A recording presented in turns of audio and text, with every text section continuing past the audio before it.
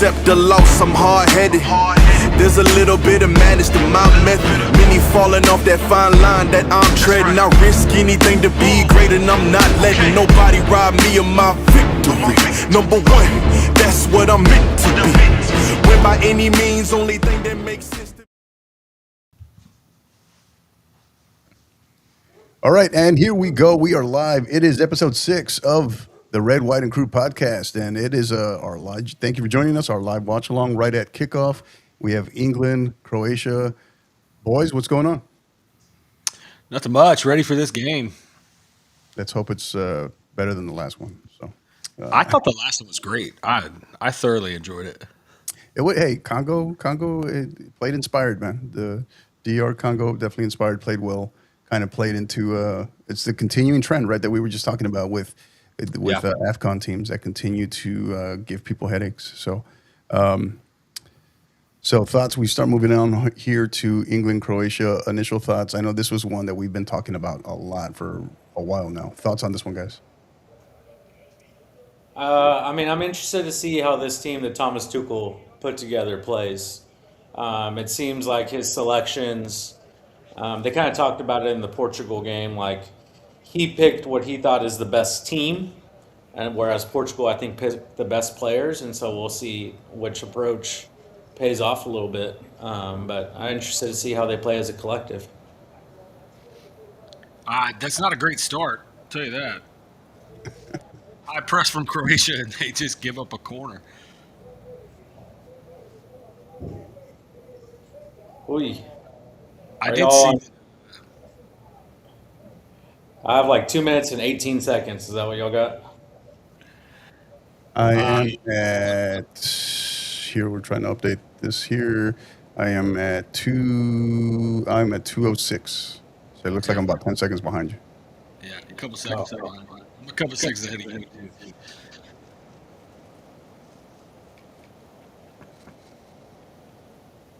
Sorry, Parker. It's not like we can turn the camera around. Got some comments. Trying to watch. Oh, nice. Trying to watch the game, and us too.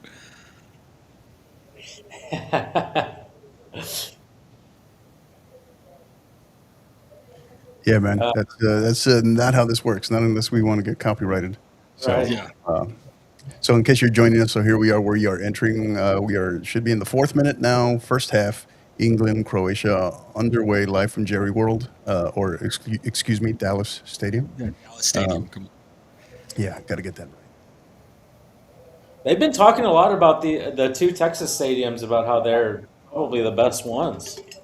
Dude, Energy Stadium is just getting so much praise, so much love. Yeah. I'm shocked. I know the people in Houston are shocked. Yeah. So Heyman was talking about that. Nobody from Houston thought that. I ran into somebody, so I was in Arlington on, I guess, Sunday. And then there's a little burger place there in downtown Arlington that I went to, and this guy sits down next to me, and he works for the Cowboys, and he's like, I guess he's in charge of the visiting team owners for the NFL games, but he was telling me that they put $60 million into AT&T for just the pitch alone. Wow, just the field. Well, because they had to take out seats, didn't they? Yeah. I know SoFi they did. I can't remember AT&T, but I know SoFi they did. And then I don't know if it was SoFi or if it was Mercedes-Benz. One of them, I don't know if you saw the report.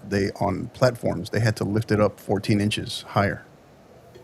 Yeah, I think AT&T is sitting on like 2 feet of soil. Wow. But yeah, they had to cover all of the field level suites, and then I guess because I was wondering, like everyone always says like AT&T's around like 100,000, and I think they said it was about 80 for the game on the Netherlands-Japan game. Yeah. But I guess a lot of that is standing room tickets for AT&T, and they're not doing it for the World Cup. There's no standing room tickets. Yeah, you get a lot of. Okay. So they just didn't even offer that, I guess. Yeah. Okay. Yeah, because what's max capacity for a Cowboy game? It goes over 100, doesn't it? Like It's 102, well. 102, something like that? Yeah, it's like 102. And then I guess they turned a couple of sections into media only, which also cut Yeah. it like 1,000 seats out or something like that. Well, if you're looking at the game right now, like looking at the backdrop there, like they've covered up all the field level suites. Yeah, So there's Oh, so many those seats. bottom dugout ones. Yeah, dude, and those are all. those suites are cool. Yeah, We went and watched Lone Star versus Highland Park football there, yeah. and we got to sit in one of the suites, and they had like full suite experience for a high school football game. That if you're ever gonna watch high school football, that's the way to do it, man. Yeah. Pretty Yeah. cool. Again, if you're just joining us, thank you for joining us. You were watching the episode 6 of the Red, White, and Crew podcast. It is our initial watch along, still a work in progress in terms of our scoreboard, obviously. So we have the courtesy of our friends at ESPN. He got called my good friend Fabrizio Romano, and he hooked it up with ESPN. So we got the live gamecast going here. That's what you're viewing. So in the 7th minute, England 0, Croatia 0. If you have not listened to any of our previous episodes, you can go on there. You can find us on Twitter, Twitter X, Twix as we call it, as well as Instagram at Red White Crew Pod. And you can listen to our previous 5 episodes. We did the After Dark edition last night / this morning, right, Aaron? It was our preview of tomorrow's matchup, match day 2 between Mexico and South Korea, which I think is going to be a barn burner, me personally. Yeah, Yeah, I think that's going to be a really good game. I think both teams are going to feel like they have to go win it. So I think that's Got to go for it. Yeah. yeah, it's going to give some good soccer. I think. I'd like to see Mexico have to come out of their shell a little bit and see because they've got some good players. So I'd like to see them have to come out and show their quality a little bit more. So, and that was part of the conversation last night, right? Was will they come out given? Will they come out given being down one of their center backs with a red card? So, Yeah. so Wes, who is that? PMW. it's not After Dark. You should watch the After Dark special. That's where that kind of stuff happens. Oh man. So yeah. So how will Mexico play? The crowd. It's not. I'd feel different. I'd feel very different about it if it was 1 in the Azteca and 2 they weren't playing minus one of their center backs because they don't have. I don't think they have a true fill-in. The word is supposedly the word is by the people out of the Mexico camp is. Did we get one already? Yeah. Are they calling that against Modric? They called a foul on Modric. It looks like that's what the thing said. I'm a little. I think I'm about 10 seconds behind you. Oh wow, yeah, that's a penalty.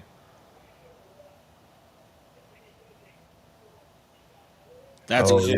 Yep. Step behind, man. Wow. Referee signals penalty. Penalty awarded to England. Looks like Yeah, that's on definitely Modric. Who was that on though? Who did he take? Was that? Who's the right winger? I can't even tell who that is. No, I can't even tell what it is either. Number 20 for them. What's 20. It's the right winger. Maduke? Maduke. Yeah. Is he an Arsenal guy? I think. I thought he was. Is he not? I think he is. Well, I'll tell you, the last time Harry Kane took a penalty in the World Cup for England, it did not go well. So, Oh, you're gonna Is jinx that him that here. one miss that they showed on the screen right there? yeah.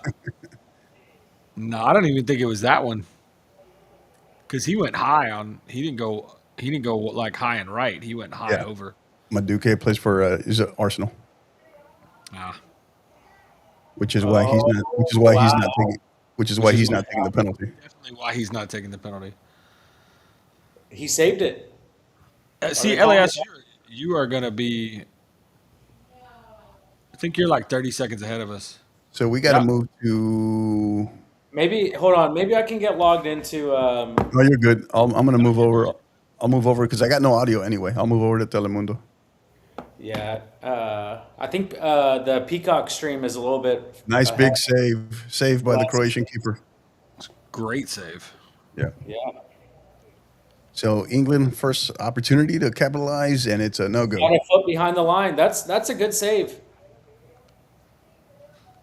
Uh oh. Oh, Are so he's they- going to VAR? Did he come off the line?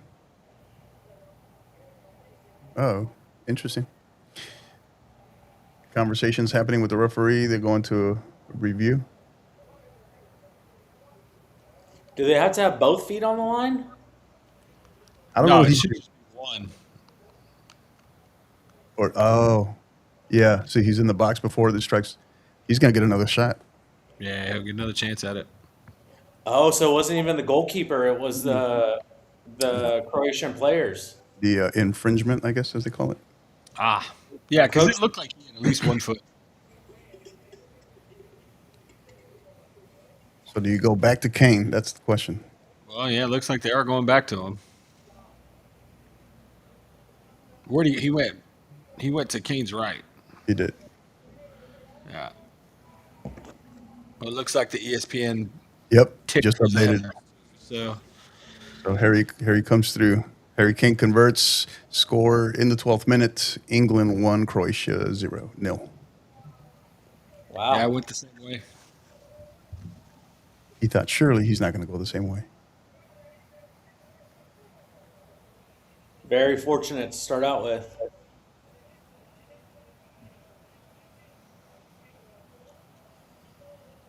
This is going to be like 4 minutes of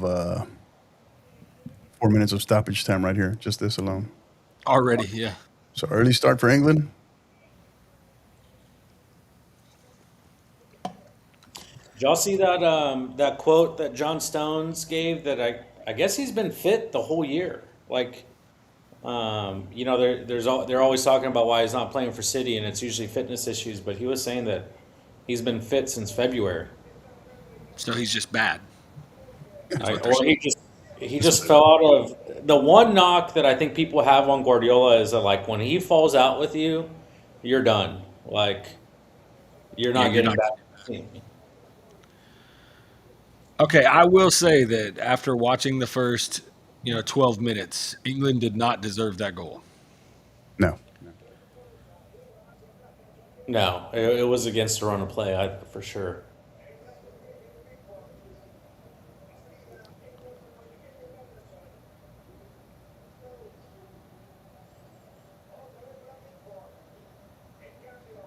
I thought the press was really good from Croatia to start, but Yeah, and you know, it's kind of against kind of like the tactics that you're seeing a lot in the World Cup. Like, people are pressing high on goal kicks, but then in the run of play, that everyone's usually sitting in the mid block. So kind of neat to see Croatia pressing high the whole time. yeah. Which is interesting for the quote unquote older team, right? To see Yeah. can they keep up with this, or what's the strategy here? Is it first 15, I or mean, get through the water break and then kind of reassess Okay. what you want to yeah do. yeah I don't know. It depends. I mean, yeah, there are some older guys on that team, but they still have some young guys in that group.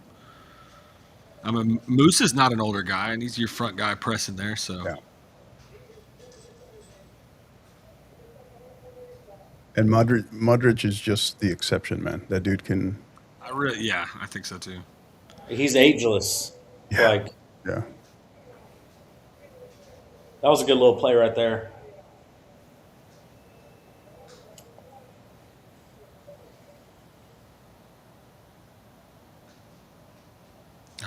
Musa. Yeah, that's got to be. Been around. Oh, gonna get through. No, they changed it, I think. It's a good little touch around him, and Yeah. and that could have been a foul. Look at the grab on him. Corner for Croatia. Now they changed it to a goal kick. Oh, he changed it. Really? The AR. I guess he listened to his AR because he was signaling center, was signaling corner. Yeah, well, they went lined up to take it. I think it was VAR.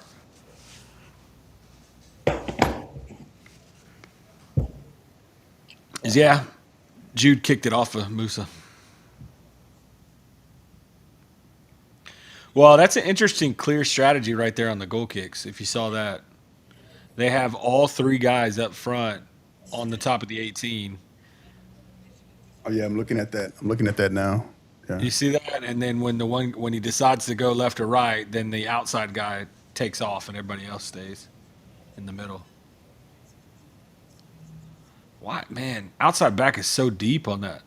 Whew. And they're continuing, if you've noticed on these goal kicks, they're continuing with the layoff with one of the center backs playing Yeah. to the keeper and then releasing from there. Which I just find as I don't know. Is it unnecessary, I guess is the question. Yeah, you're not putting it to your best footed player for sure, and especially if they're going to press that high right off the get go. Right. Parrish is rising up for that one. It's an England throw. Remember the first 90 seconds when England seemed kind of out of sorts and Croatia were putting them under real pressure? I switched over to the Fox broadcast, so I think I'm in line with y'all now. Yeah, you should be good. Oh.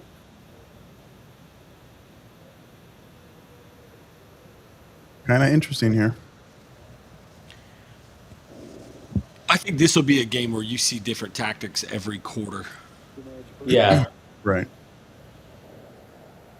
One of the things Thomas Tuchel has talked about is trying to get England to Yeah, it's been. Have y'all seen the momentum maps that are kind of showing how Yeah. how much the hydration breaks are changing the games? Yeah, I think Some of them significantly tell you something. Others, I'm kind of like, really? Is that like it? You can see it on the map, but it's like I didn't think. Some of them I've like legitimately have not agreed with, but you can definitely see a difference. maybe something we'll see a little bit more because as he drops the wingers come inside.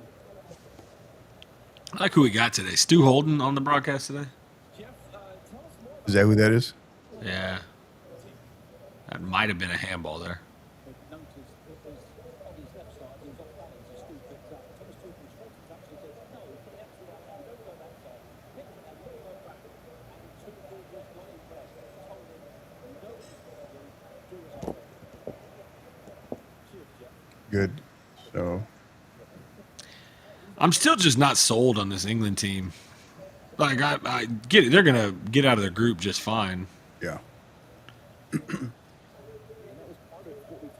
And I don't know. I think that's one of the reasons why I kind of don't want to look past them because it's like I don't see it. But I don't know. Yeah. I think this game it won't tell you anything about how they handle the heat because they're inside. We got to get them where they got to go outside. Yeah. Let them play at 3:00 in Dallas outside. That would be fun. Yeah. Yeah. Well, hey, if they want to win the final, they're going to have to play in East Rutherford at 3 p.m. Is that when the final is? 3 p.m. Yeah, it's at 3 p.m. Yeah. Interesting. Are y'all going to THSCA? No, not this year. Not this year. You going? You gonna go? I'm planning on it. Yeah. So I was just trying to find some friends to watch the final with because the first day's on Yeah, that I Sunday. know. That was another reason why I said, yeah, no, not this year. Like, Why was he acting like he broke his ankle? It's like your shoe just came off, bro. Not that bad.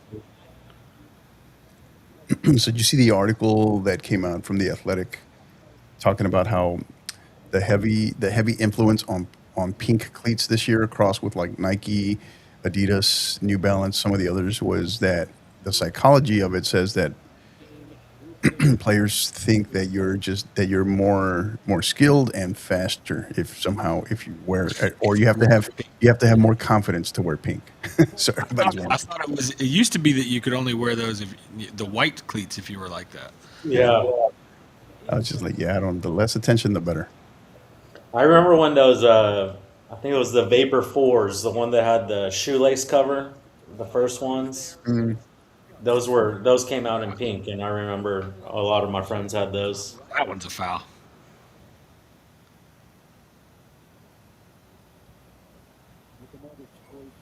Yeah, I highly encourage if you are watching our broadcast to have two screens up to be watching the game as well. Just give you a better idea. Oh, this could be dangerous. Transition.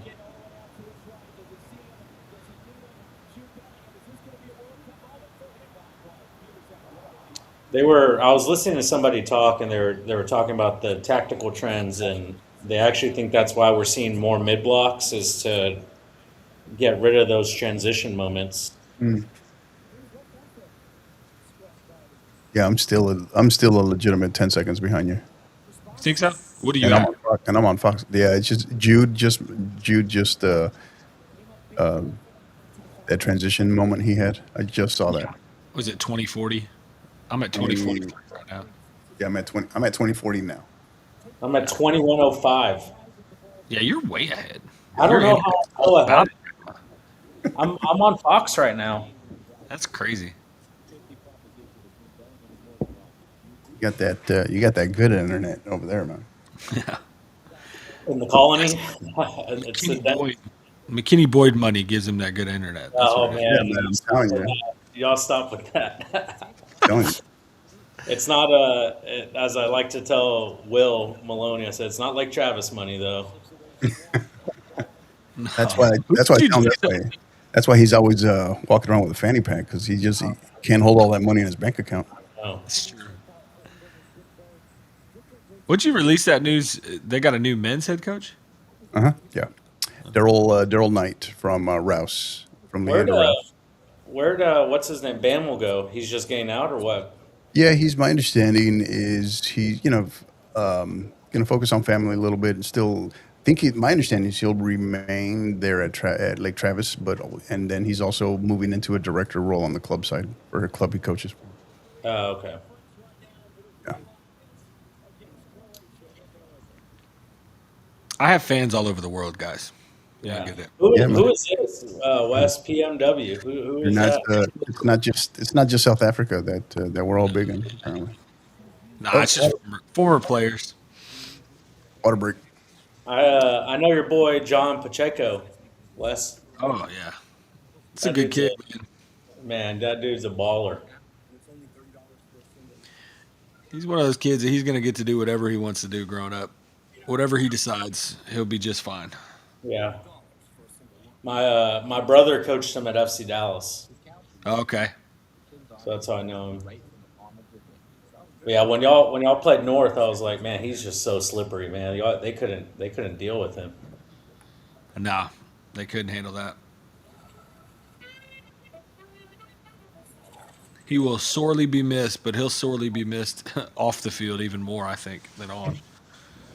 Yeah, those are the hard ones to replace is when they're good leaders and they have that ability to change the game, man. And Kalshi commercial with Luka Modric. This guy's really cashing in on World Cup stuff. Dude, they all are. Like Yeah. I've seen some of these Latin commercials. Oh, dude, he's got so many. That was pure gold the other night when they hooked him up to the lie detector. Dude, that was awesome.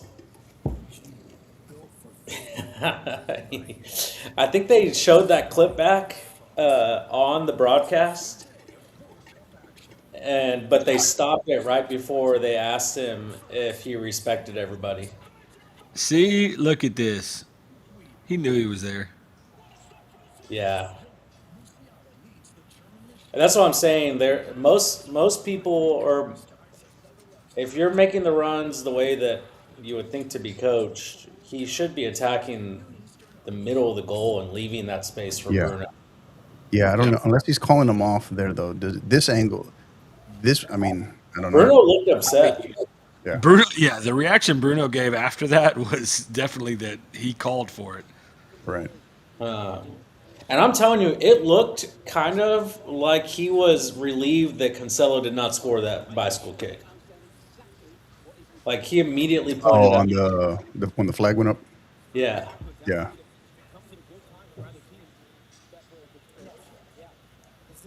All right, we're getting ready to resume action here. Wrapping up the hydration break, about to enter the 26th minute here. So still England 1, Croatia 0. Thank you for joining us here on the Red, White, and Crew podcast, episode 6, our first watch along. So yeah. Yeah, ESPN's ahead of us, man. got the whole ESPN's even ahead of than I am. Yeah. I know that's always the issue you run into with these. So got a little cigar shout out here. Yeah. It's not the cigar podcast. It's, talking about soccer here. That would be a good podcast, though. That would be another one. That'll be that's our new spinoff, Hector. Score of the Colombia game tonight is Colombia 1,000,000, Uzbekistan Dude, 0. every time I go that route, I have been failing Don't they miserably. have Khrushchev? Don't they have the Manchester City defender? Uzbekistan. Uzbekistan? I think so. I think so. All So, I know but is they're playing in Mexico, right? yeah. So that's a Colombia home game. Well, it's going to be a Oh. home. Colombia's basically going to play a home game throughout, man. I can tell you that right now. Other than when they play, unless they play U.S. or Mexico, and even then, they're still they travel well. Yeah.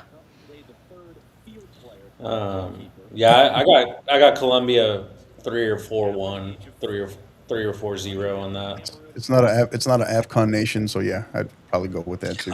So, Yeah. UEFA has struggled. well, nobody struggled more so than I think it's still Is Argentina's the only I think Yeah. CONMEBOL. the only CONMEBOL team that's won so far. Yeah. So they're looking to Colombia. and that Messi was just unreal last night, man. His brain is speeding up faster than his legs are slowing down. It's gonna be 39 next week. You see that? Yeah. So Ronaldo has 2 years on him, right? Yeah. I think I thought it was a little A bit little more. less than 2 Apparently years. so. Yeah. I don't know. What we're watching right now, I still think it's Messi. Oh. We've seen him do it before many times. It's going to run away from Harry Kane. Here's the chance now for Croatia. Work that back inside there. That was Vucic. So I think the other thing too is my bigger concern is like it's not Messi. It's the rest of Argentina. It's like Oh, I think so too. I think he it's like has. it's figuring out like playing with him. They obviously don't cater to him, but like if he's not having the day, are they going to expect him? Are they still going to primarily need him to get them over? That's what I'm kind of I worried. think that we'll see Julian Alvarez and Simeone soon. I think that they need that little bit Yeah. of directness. They need to. Almada did not impress me last night, and neither did Lautaro. Croatia's got to pull that trigger there. I don't know who that was on the ball, but you get Yeah. that turnover right there.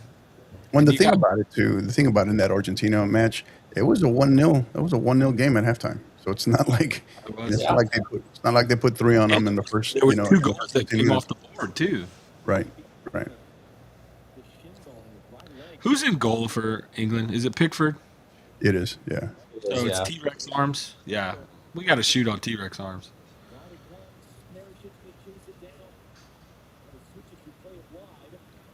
So we're looking Harrison's here. still going, man. We move over to team stats. Here's our latest team stat breakdown right now. So I think penalties are worth 0.76 xg, if I remember that number correctly. 7-6. Yeah, so This I think is- besides this is a that, really- this is a very even game. Yeah. This is saying 54-46. I thought possession would have been the other way, to be honest, but it's saying 50 slight edge England here. Telling you, Musa sniffs a chance inside this box. He's going to score. Yeah, I'm not sold on these center backs for England. Nah. Go update our scoreboard here.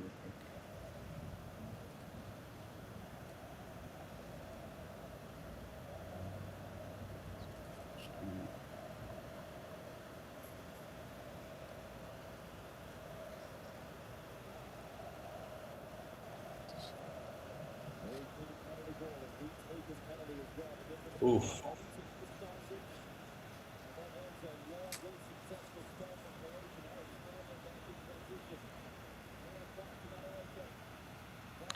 You see the England. England got kicked out of the Londoner in Dallas. Yes. They what? They Yeah, got they got kicked out of kicked the out of Londoner. They drank like 5,000 beers. Oh, the fan. Okay, I thought you were talking about the team. I was like, what? not the team. I was like, You're not going to get another penalty. Jude, get up. I think he's overrated, but I'm also a Barca guy, so he's been playing. Well, they figured him out a little bit, but I think he has not been. He hasn't been like he has not looked right in terms of just like health. All pretty much since probably I'd say about October, November. I also think that he almost has to play in a two front system as like a second striker. I agree. Well, yeah, that's the thing. That's where I think that's where last year, second half of last year into this year, that's what Real was trying to figure out how to better use him, right? So I'll be curious to see how Mourinho uses him. That's going to be the other interesting part. Yeah. I don't know how you fit unless you go to like a diamond. I don't know how you fit him, Vinny, and Mbappe, um, and keep balance. But I mean, if you get Cucurella, that gives you width on the left, so maybe you can bring. But it's just sometimes they just don't fit, man. Just because you got more talent on the field, Vinny and Mbappe don't go together. I mean, look at Mbappe yesterday. I mean, you put him on the when he's playing for France, totally different. He looks totally different. Yeah, that team. I mean, Dembele feeding him. yeah, I think that team is set up for Olise and Mbappe. I don't think it gets the best out of Doué and Dembele. Um, but I mean, still, I mean, you can't double up in wide areas and things like that or central areas because they're just gonna kill you with their quality. I didn't see. I had to go back and see who they subbed. Did you catch who everyone that France subbed? Because I was tracking that one, but of course I was in I and know out. Dembele got pulled off. Olise stayed in there. He just looked Olise looked the best to me. Yeah, he's special, man. He's special. They brought on Bradley Barcaloa. They brought on Cherky, but I think Barcelona scored. Didn't he score like yeah, in his first touch too? yeah, pretty Yeah, much. I saw. Yeah, that I saw. Yeah. He's so pacey, so pacey. Um, I don't know. Let me see if I can find that. See what the substitutions were. Here's been the other trend that I've been noticing, not across the board, but in lots of the matches. I'm seeing I'm seeing 3 to 4 subs taking place. I'm not seeing all five. I don't know. I don't think I've seen a match yet that used all five. Yeah, those were the only two subs that France used: Yeah. Cherky and Barcaloa.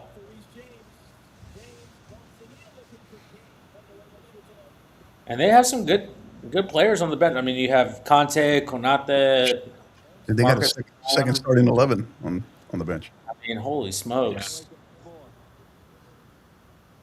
How about that? Luca and Perisic are tracking back there. Yeah, yeah. Good clearance.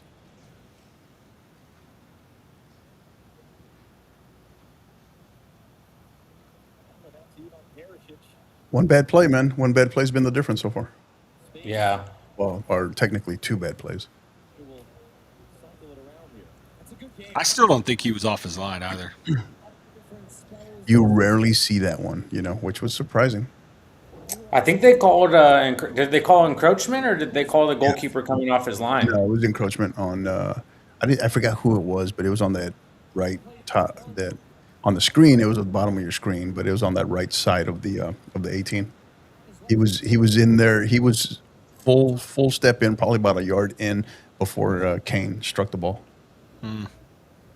Because it had so much to do, an effect on the outcome. I know. Was he the one that cleared the ball though? That I On the would have to go back and see.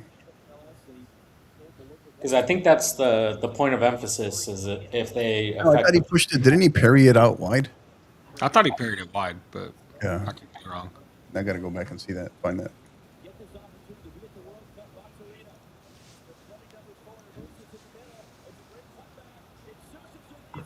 Wow.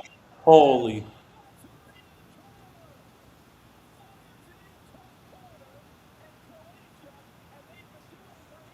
Oh, oh, yep. Yeah. You can Wow. see, you can What see a it run. coming. You can see it coming. Here we Yep. go. Nice release. Ooh, Strike. Oh, what a shot! here we go. Bam. Woo. I like it. Yeah. Is something I don't know why Gamecast hasn't updated, which No, is like, Comcast didn't update, which is odd. Yeah, are that they was usually reviewing? 4 I'm hours. curious. Are they reviewing something, or did it Nope, get there called it up? is. Oh, there it There is. it Okay. is. Yeah. Croatia, man. I just they're the I'm gonna call them the Frisco Wakeland of international soccer. They just don't go away. They're El Cucuy.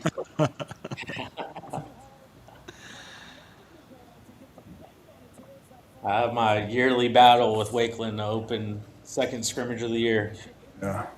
Hey, they join us in the land of 6A now. Lucky Oh us. yeah, I know. They get to be part of the big boys now.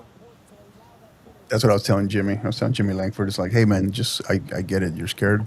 You're scared of us at Canyon here. You don't have to retire though, just because you're going up to 6A. That's funny. You got a nice little chuckle out of that. Sorry, Parker. We'll update you. England Yeah. had a terrible Okay. turnover, and Croatia went forward quickly and played it out wide to the right. Ended up guy tried to cut in, but then he laid it back outside the 18, and it was hit first time. And Pickford T-Rex couldn't get his arms up there. That shot was only .05 xG, and he converted it. You love those data points, man. I mean, I do. Yeah. I do too. I like it, but you are like all over those. Oh, Dude, I'm. that's how I we met. That's how we met, Elliot. Where was it? Where we just first started talking and we're just nerding out on all this stuff. I think it was at THSCA like Was it? 2 or 3 years ago. Might Yeah, have been. Might have it was been. at one of those mixers. Yeah. Yeah, I think the key, right? The key is tying that the analytics with the manalytics, right? Because I feel that's where I feel like coaching comes into play. The decisions of gaining momentum. That's where I think the water breaks become big, right? Yeah. Yeah, Because that's where now, as a coach, you really now get to re-impact the game. yeah. And these analyst teams are just so big nowadays. Like like they just Right. have so many people looking at so many different things, and the impact of technology and AI and GPS and you know like something that I saw today. Like people dog on Messi for walking everywhere, but I think he recorded the 10th most high intensity runs in the game yesterday, even though he was the last field player in terms of total distance. He got the highest rated high intensity challenge. I'll tell you that. It's like Yeah. my man at a minimum should have had a yellow. It's like I I think thought that it was should have it. been a yellow, but I think that was pretty consistent with how they've been calling games in this World Cup. Because I thought I remember seeing one that was similar to that did not get a red card either. Maybe it was the Brazil Morocco It's been game. the Brazilian referee. yeah, well, excuse me. So a trend that I'm also noticing is because you could have said that they could have gone back retroactively and challenged that, just like the what was it? Just like the Mexico red, right? They're not Yeah. rescinding. They're not rescinding and retroactively acting on anything up to this point, right? So, Oh, even the France PK that was not a PK. mm, Usually they go to the screen, and you right, would see 99 out of 100 times they're going to go in and say, "Oh, he went to the screen. They're overturning it." But I feel like they're giving the referees like you're making the call, and I think they're really taking into account, is it a clear and obvious error? And if it's not, then they're sticking with the referee's decision on the right. field. Well, and they went to that one and ended up changing it from a corner kick to a goal kick. And the Yeah. interesting piece is there are some subtle differences between how FIFA operates under their rules versus like UEFA, right? Because Yeah. that's been coming up more and more and more. Even though that's supposed to be what is it, IFHB, whatever, across the board, it's supposed to be international, the laws of our game, but how they're interpreted are still different. So Yeah. here's Uh, from your boy Wes. Everyone's opinions on expanded format and commercial breaks. I think the expanded format, I actually like it, and here's why. Like, not necessarily just seeing the teams, but I think what it's doing is like you're seeing players that normally would not switch nationalities. They switch a nationality now because they're like, oh, I can go play in a World Cup. So and then they're bringing in money for these federations. So I think you're just going to see more and more the game grow in these smaller countries. Well, some of these quote unquote minnows, right? Some of these smaller countries, you're gonna see some players play themselves into some big contracts. Yeah.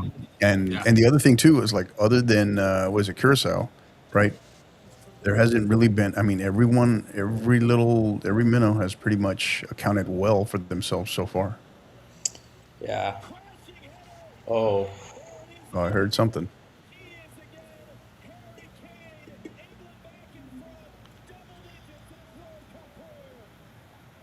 I'm trying. I Set got to be. pieces, man. Here's the other trend already. Yeah. Yep. I mean, are we just gonna let Harry Kane run Yeah, that's all day. a running start with Goal, no goal pressure? England. I mean, that's what his like 65th goal of the year. I mean, he scored something crazy this year. How many did he have? How many did he have for Bayern this year? Like final? Did you see the final number on that? I think it was like over 60 um, for the He had comp. over 60 just for Bayern, I believe so. like all competitions. Let me see what I got. See if I can pull it up.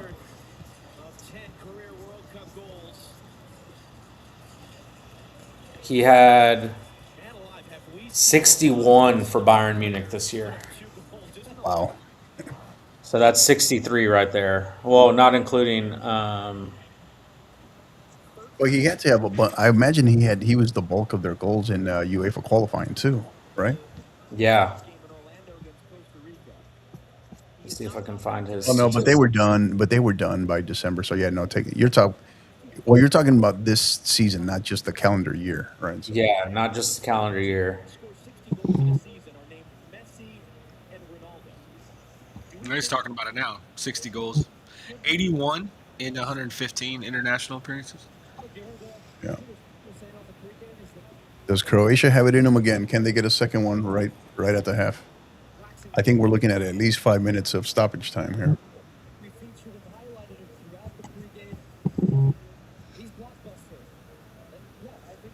The one thing you can credit these two teams so far is efficiency. England 2 shots on goal, Croatia 1 shot on goal.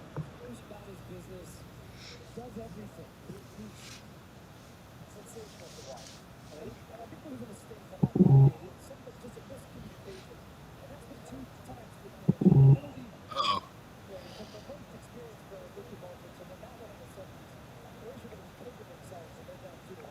One of my group chats just said, "How the f did you leave Harry Kane unmarked on a corner?"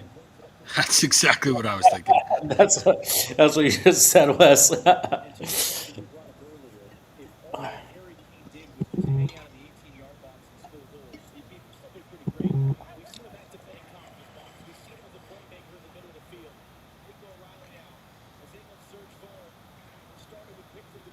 Nico O'Reilly's an interesting player because I really don't know what his best position is.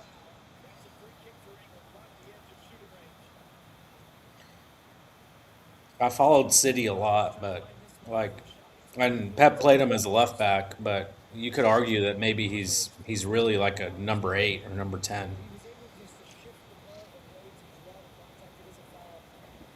Croatia getting stretched here a little bit. Oh. This guy's a little late on the whistle. Yeah.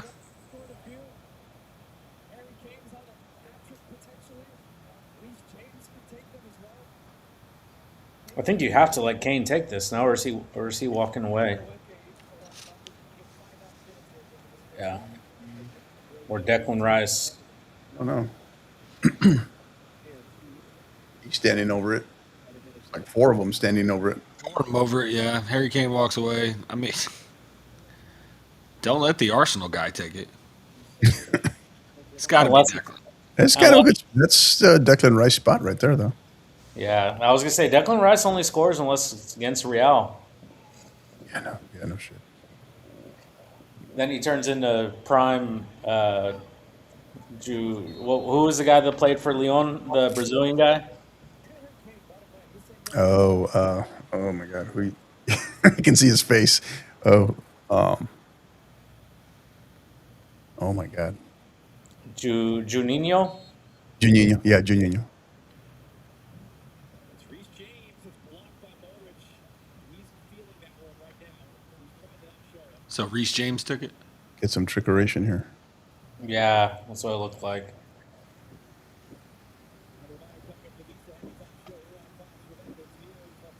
I do think the pace of the games has been better. Yeah, yeah, I'd Like, agree.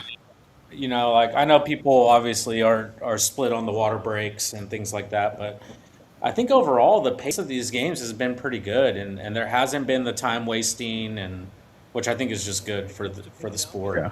Well, I mean, it doesn't get any better. This is a prime example, though, right? You have the incorporated hydration breaks, plus you're playing in a air controlled, climate controlled setting, right? Like this. I Yeah. mean, it's not going to get any better. Just the only other thing, if you could add, but is the grass. But I think everybody says that the grass here at AT&T Stadium was probably the best in terms of their install, how they maintained it. So Yeah, I mean they have the NFL players up in arms saying like, why can't you do this for us? right, right.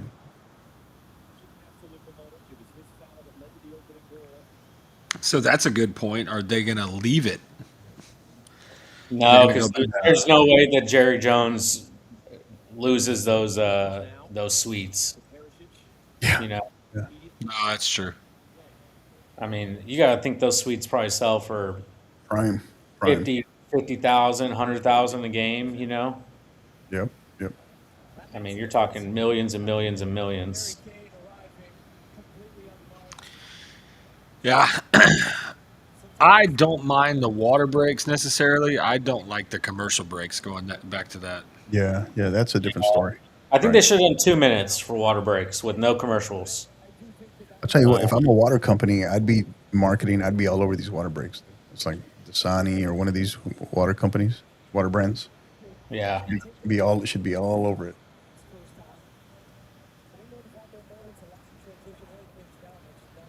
But no, overall, I mean, I think it's added to the spectacle of the competition is that the pace of play is much better than I feel like normally. Especially like even a game like today, like if this was played 4 years ago, when Congo ties it, you're going to see the ball to play for 30 of the 45 minutes. You Yeah. know, um, Oof. We did see that in the Portugal Congo game the first time they changed the goal kick to a corner kick. yeah, Yeah. Well, I would say this though too. So the other thing that compounds it, right, because it's directly related to the expanded format, is the natural recovery, all right, that is being afforded because the extra, it almost kind of cancels out the travel for some of these teams because now you're looking at anywhere from 6 to 7 games in between group stage matches. yeah. Now, what does it look like after the group stage? We'll see. But got to remember these are players that are playing anywhere from like in their 70 what 70th maybe 60th to 80th 70th game of the year, something like that. After World Cup. When we wake up tomorrow, everyone will have played or be on vacation. And inevitably that's where it becomes a battle of attrition as to who truly has it in them to be able to withstand and win eight matches. Yeah, and I mean, it will be like you said, it will be interesting to see, like, okay, like right now, like the stakes are lower in the group stage, especially with the third place teams advancing. But you get into a quarterfinal, a semifinal, and you're up 1-0. Like, how far are they trying to take those rules, Yeah. Holy smokes. You get another one. Got service coming here. Oh, maybe not. It's my boy. Yep. Yeah. Yeah, you said if he gets a sniff. I told you. Yes, sir. I mean, That's my I guy. think at halftime, y'all need to refresh Bam. your feed. Goal Oh, Croatia. he may be off. Flag going up. Is Perisic off? He he might have looked because he like moonwalked his way back there on that initial ball. Nah, he's on. Let's His see. feet are behind. Let's see. They're saying the right foot Mix- of the defender. Come on. Are they going to ding him for the arm though? You can't ding for the arm. I thought it had to be the feet. Well, that's what I thought too, but it's He FIFA. blew for halftime. Yeah. That was good. Halftime. Yeah, I think y'all need to refresh your feed. Yeah, I Are think y'all watching on cable or what? yeah, I'm on No, Fox. I'm on YouTube TV. No, I'm on on. Fox. Yeah, I'm on DirecTV. What are I'm on you? the I'm What are on you the on? Fox Sports app. Oh, you okay? Maybe that's why. That's probably why you're on the app. Yep. I It's can't. probably got to be. That's probably the most like direct, immediate feed. Yeah. Yeah. You know that the McKinney Boyd Booster Club wouldn't pay my cable bill this year. Oh, Budget cuts, you know. yeah. Well, you're not going to get a. You're not going to get a Porsche and your cable paid for. Yeah, they Whatever. said it was either the trip to Turks and Caicos or my cable bill. I had Yeah, to pick man, one, you know. my heart bleeds for you. That's a good half. I mean, That's a great half. A buddy of mine just said, "Yeah, Musa's gone. He's getting sold for so much money." where is he playing at right now? FC Dallas, man. Oh, he's playing for FC Dallas? Yes, that's what I'm saying. That's our boy. Man. He's I Yeah, need but to- how is he? But is he like starring for FC Dallas? Because I feel like I should be hearing about him more playing he's, MLS. he's one of the top leading goal scorers in the league. Let me see where he's at right now. He's got the most goals in the last year. I know that for sure. Okay. So first half stats, you definitely see a flip here in possession. Croatia overtook possession and efficiency. 2 shots on goal apiece, big chances created. Kind of interesting. Yeah. Look at the accuracy of passes. Your boy's comment there about how the groups don't seem as much life or death like they used to be. I think it actually it's giving us more attacking soccer because I think when before like a tie or a loss would be the end of it, but now it's like okay, these teams are like okay, there's not as much I guess risk, so you kind of see some more like I mean I think in the past like this game, if there wasn't the expanded format like England and Croatia, I think this is a 0-0 game maybe at halftime. I think maybe it's a little more cagey, you know. Go for it a little bit more. Yeah. I think the fact that there are third place teams that are going to get in, and your goal differential has to be high to make that spot. I think that's where you're seeing the more attacking soccer, and I think it is leading to better games for us to watch. I'll be curious to see because today is the last day of match day 1, right? Be curious to see how the strategy starts to unfold in the next round or next match days, right? Starting tomorrow. Match day Well, 2. like you were talking about these teams interpreting the tiebreaker rule. I mean, the U.S. could conceivably win the group on Friday. If So could Australia. So could Australia. It's potentially for the to win the group that match on Friday. Yeah. Oh yeah.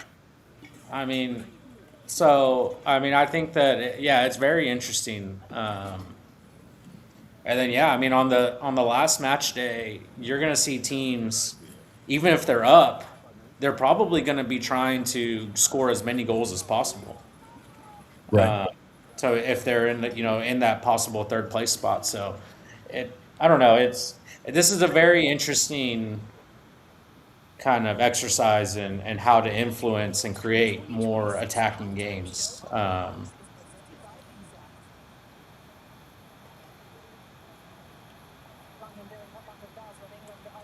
But then like I was saying, like when you get into the knockout stages, does it kind of revert back to what we're used to seeing in World Cup games that are very cagey and you don't want to make a mistake? I mean, I think you're gonna see a flip at some point. The question is when is it incremental in terms of the shift from match day 1 to match day 2?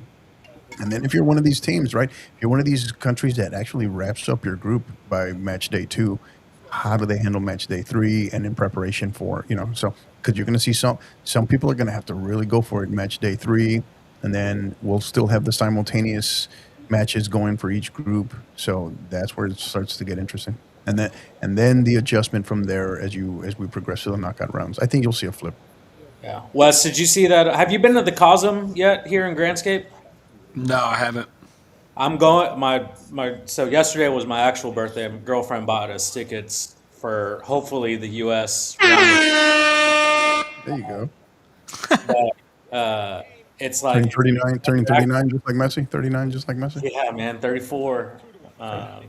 Hey, I got to see him on what was it, my 14th birthday. I saw him score his first goal, and on my 34th birthday, I saw him score his 16th goal in the World Cup. It's pretty crazy.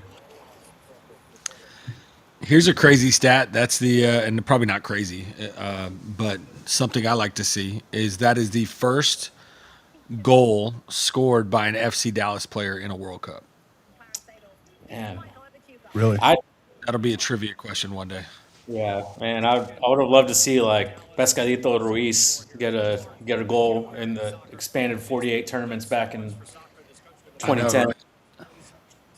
That guy. So Wes, my dad's from Guatemala, so he was like my favorite player growing up for a little Okay, bit. here's your momentum chart right here. Oh yeah. Can you look at the minute markers, like Yeah. where the water break is? So there's 12. No, it just marks the actual goals. So Goals. we're right in here. Yeah. It's right in here. Because that's 36, that's 12. So you start to see the decline. Right, I think it's right in here somewhere.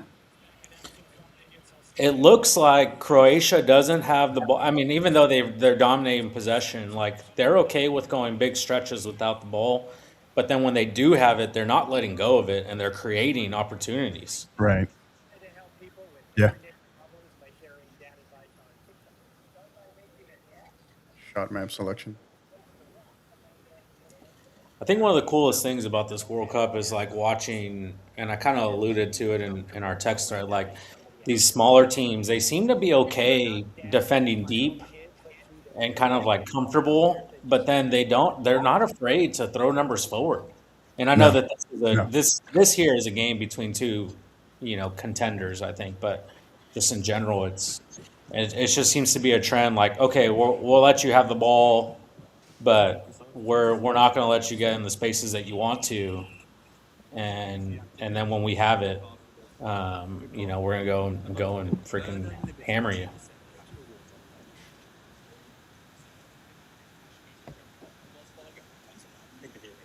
Yeah. It's, I think we're in store for. I mean, we could potentially be looking at the best match of the tournament so far, right here. They gave us. Yeah. They got. That's how do you handle coming out of the halftime, right? You're the managers here, particularly Tuchel, right? How do you handle? What's the adjustment you make? How do what's the adjustment you try to make and tackle basically these first 20 minutes, first 25 minutes? I think you're going to see him drop. It seems like both fullbacks are trying to get forward. I think you're going to see him keep one at home and try to manage those transition moments, because you would think that England seems to have more, but then when they do concede the ball, they're really vulnerable. So I think he's going to try to Right. tighten it up a little bit. He's gonna go just try to, at a minimum, don't lose this result. Yeah. It was the same thing I saw they were talking about the Brazil-Morocco game, in the first half, Morocco was kind of inviting Brazil to play into their block. So it was an interesting approach where like they kind of left these spaces in the middle of their block, but then once it was played into there, like everyone just kind of squeezed and choked the life out of the game. And then the second half, after it was 1-1, Ancelotti was like, "Yeah, we're gonna try to go around. If we can get a goal, great, but we're not gonna play into the center to lose it, where we can get countered really dangerously like they did for that first goal." So it is a big game of cat and mouse right now. Yeah. First half thoughts. How do you handle this coming out of the break, Aaron? I think if you're Croatia, don't kick someone really hard in the penalty area, and then we don't leave Harry Kane unmarked. Now, outside of those two things, I think they're I think Croatia has had the better of the chances going forward. I think Elias is right. I think they're going to have to sit a little bit more. England's going to have to sit a little bit more to kind of keep this lead. If we're hoping that Tuchel's going to provide some guidance to help them get out of there, I think England's in trouble. Who's on the bench that can come in and can make an impact? That's what I want to look at. Yeah, Well, yeah, and that's kind of what I'm wondering. And it's all framed around how he wants to tackle the second half, right? Yeah. Let's see here. I mean, watching the game, have you seen like a clear, all right, this is our game plan. We're going to attack this area of the field. So, yeah, I don't. I mean, I feel like, in large regard, Croatia has looked more dangerous, Yes. right? But I don't know. Let's see here. So well, here's they're a what you have. little Here's bit their bench. Here's their bench. Oh, yeah. Eze could come on. Is Bukayo Saka? Is he in the squad or is he out today? He's listed. Yeah, Rashford could give him some, some verticality. Saka, I think, could give him something. I think with how Croatia is, they seem to be okay going man to man across the field when they're pressing, which you haven't. I think is a trend in club football, but you haven't seen it as much in international football, just because I think the timing and the triggers and stuff take a little bit longer to Right. coach. Yeah. Yeah.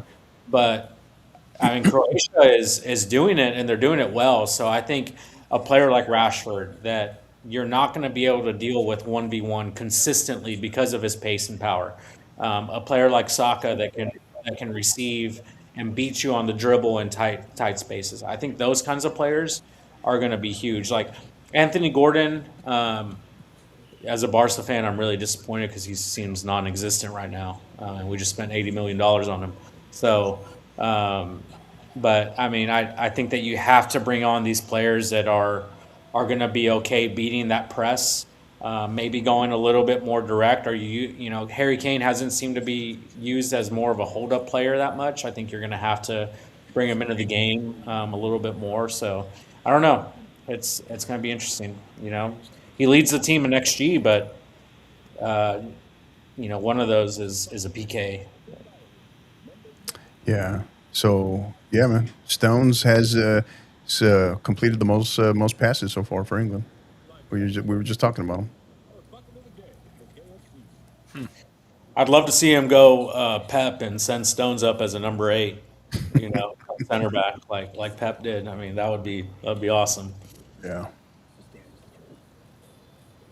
That has to be one of the most unique performances I've ever seen. Is that Manchester City Inter Milan final where Stones was playing as like a number 8, number 10 from the center back role. And what is Croatia? Because I don't see Croatia just sitting back. Like I think they're thinking it's like, hey man, it's like one bad call. Because the reality of it is, if you're their manager, you're telling them we should be up 2-1, right? That second penalty should have. The first one, obviously, it is what it is. But that second shot should have never happened on that penalty. Yeah, I mean, I think if I'm Croatia's manager, I'm saying we should be up 2-0. I'm saying you guys turned off for a second and they took advantage. But I mean, I think if you're locked in, this game is 2-0. I mean, I think in the run of play, if I was their manager, that's the message I would be sending. Was like, you guys are the better team. You have to keep going. You have to keep believing in what we're doing. You got to clean up a couple of the little things in the box. But if you do that, then I think that right now they look more dangerous. I guess if you're Tuchel too, you're also telling them it's like, hey, win more corner kicks, because that's up to now. That seems to be Croatia's kryptonite right now, is set pieces, particularly corner kicks. Because how you leave. I mean, Harry had like Harry Kane had what, the length of the 18-yard box to run up and At least 10 side the yards. safety. I mean, he looked like old Cuauhtemoc Blanco on his PKs, where he would start at midfield and Yeah, do the horns, and run up like a bull. he had I mean, the that's how long he had Roberto to. Carlos run up, man. Yeah, I mean, it was crazy how much space they gave him. Crazy stuff. All Oh, right. I still love seeing Musa score. I mean, it's like my favorite thing I've seen at this World Cup so far. That's awesome. Yeah, they're showing that little clip right now. Yeah. The graphic, his hand didn't count. It was the feet. Yeah.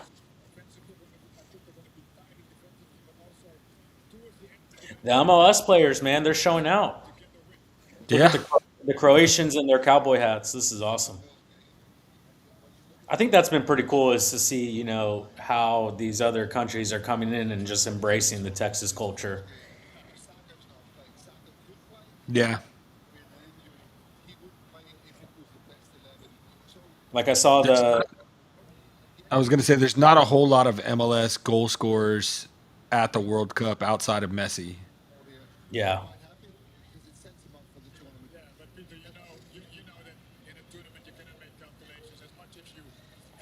Have y'all are y'all following the German guy Freddie? He's Yeah. like he's going around trying all It's, the the foods and stuff.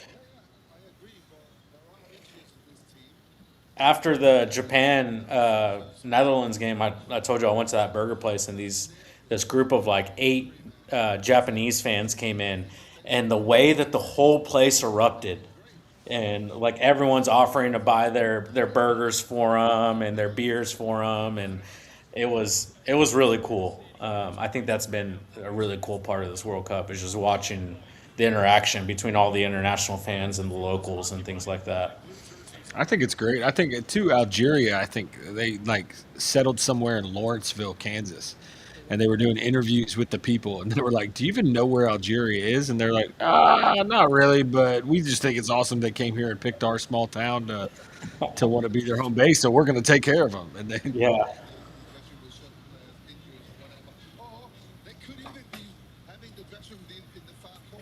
It doesn't look like there's any changes for England as they walk out here. it's so weird to see them walking through AT&T Stadium or Dallas Stadium in the back there, where you normally see the Cowboys walking out of. Yeah. Yeah, instead of Dak Prescott leading out, it's Harry Kane. It's Yeah. interesting. Some of these little one-liners from the commentators with American football knowledge, like today, were y'all watching it, where they were talking about Wan-Bissaka is basically like Revis Island, and like it's like okay, there's some niche knowledge right there. Like, Yeah, they're getting some of it in there. yeah, I was like, that's impressive.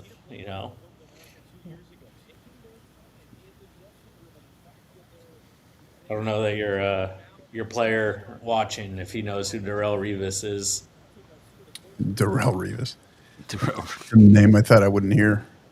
No, did you hear? That's what he was just talking about, Hector. You were gone. They said it on the broadcast earlier. They called Wan-Bissaka what he was locking down Rafael Leao, and they said, "Yeah, it's Revis Island out there." That sounds like a lawless comment. Was that Alexi Lawless? No, it was who was doing the game. I don't know who was on the Owen. I think Owen Hargravers was on there, and Yeah, I I don't think know it who was the other him. was. I think it was him that said it. That's crazy. So that's what I was saying, Hector. I was like, that's some niche American football knowledge right there. All right, second half underway.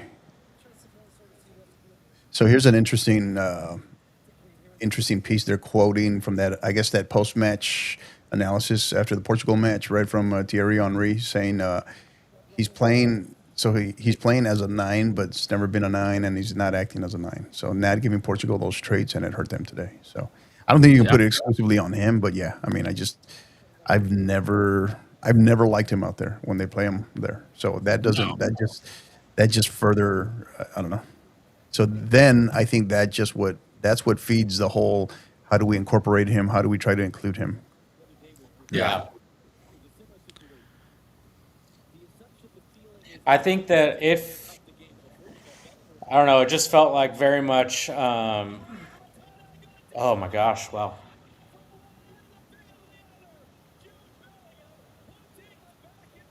Oh, look at that! I hear I hear it. Yeah. signs of Hey Jude Oh, why'd you run away from him there? right out of the Your gate too. problem. Yeah, your problem. You're running away from him there. You got to go attack the ball first. What a finish! What a great run! Yeah. Minute and a half in. Minute and a half in. Goal There England.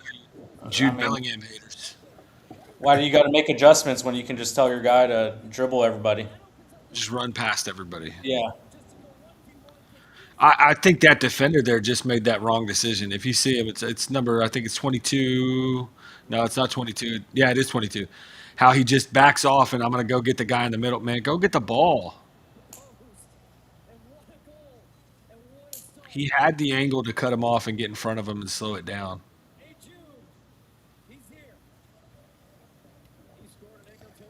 Well, the fans are You getting want their money's worth. That's for sure. you want goals? We got goals.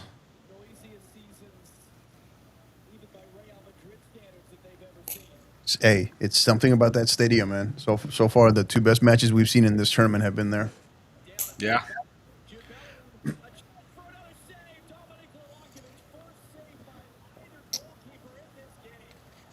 Did they just say the first save by either goalkeeper? That's crazy. I think they did.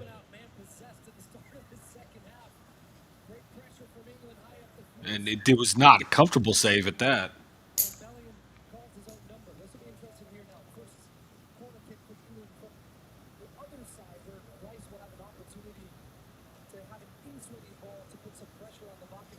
See if they give Harry Kane a 19-yard run up now.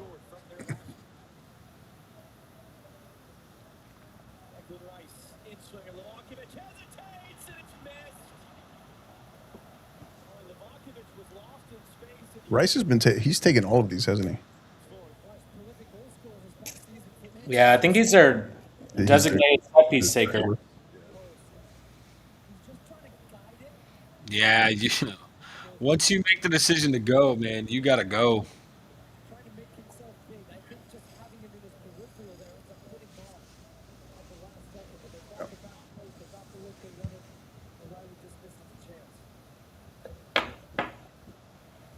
Not by much. Not by much.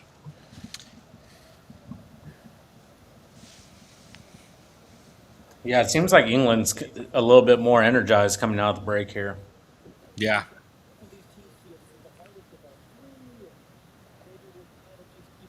Thomas Tuchel looks like the villain from the first Captain America movie.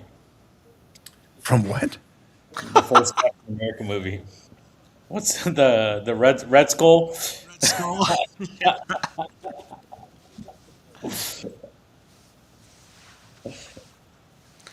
I think that I just don't have a lot of respect for Tuchel, so I think that's where Yeah, he's always kind of looked like a thinner version of what's the name of the villain from the Minions, right? That like houses all of them, right?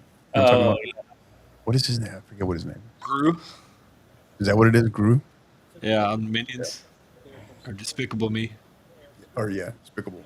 Yeah.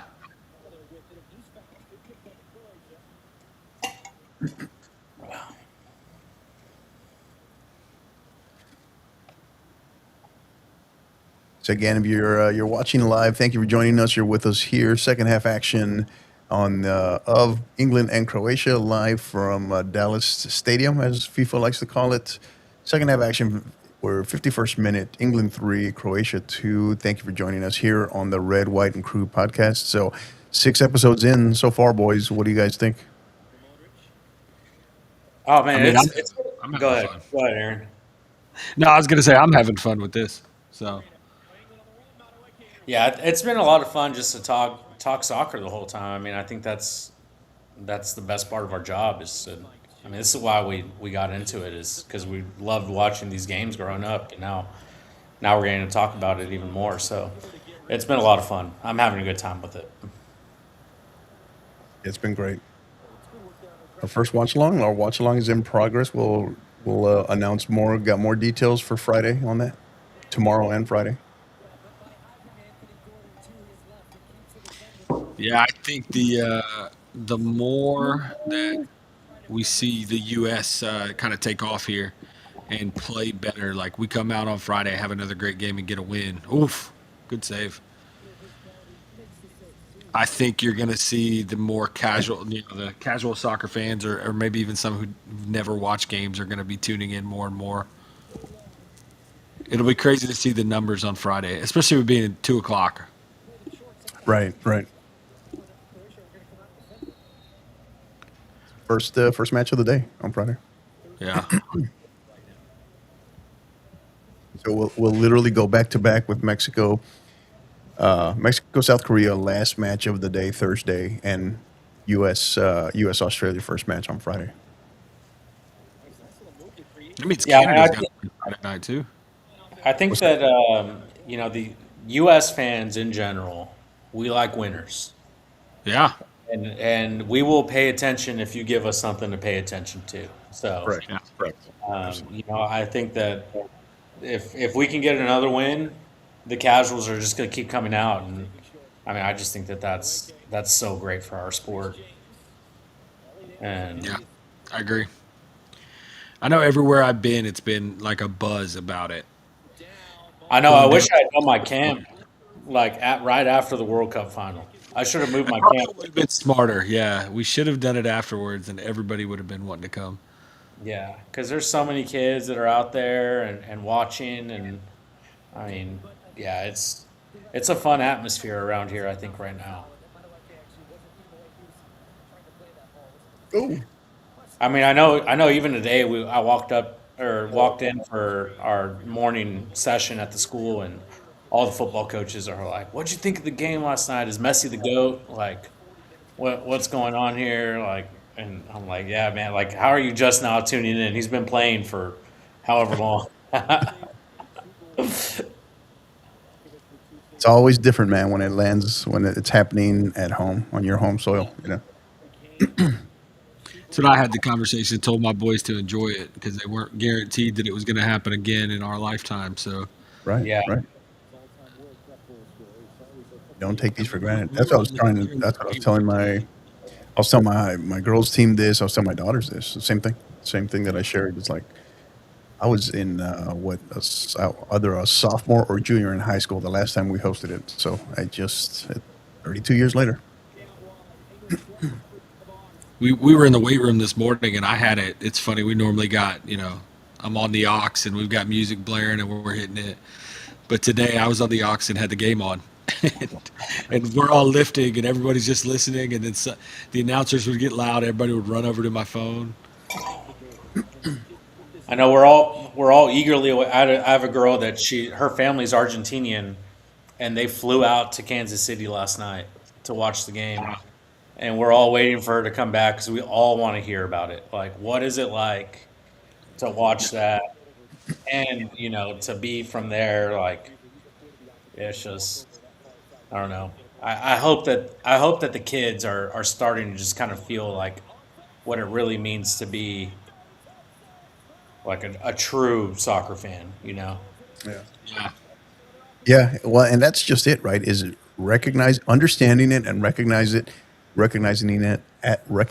as it happens, right? Not a month down the road after it's finished. Oh, You know, my word. How did that not go in? Wow. Two wow. chances right in Great front of save.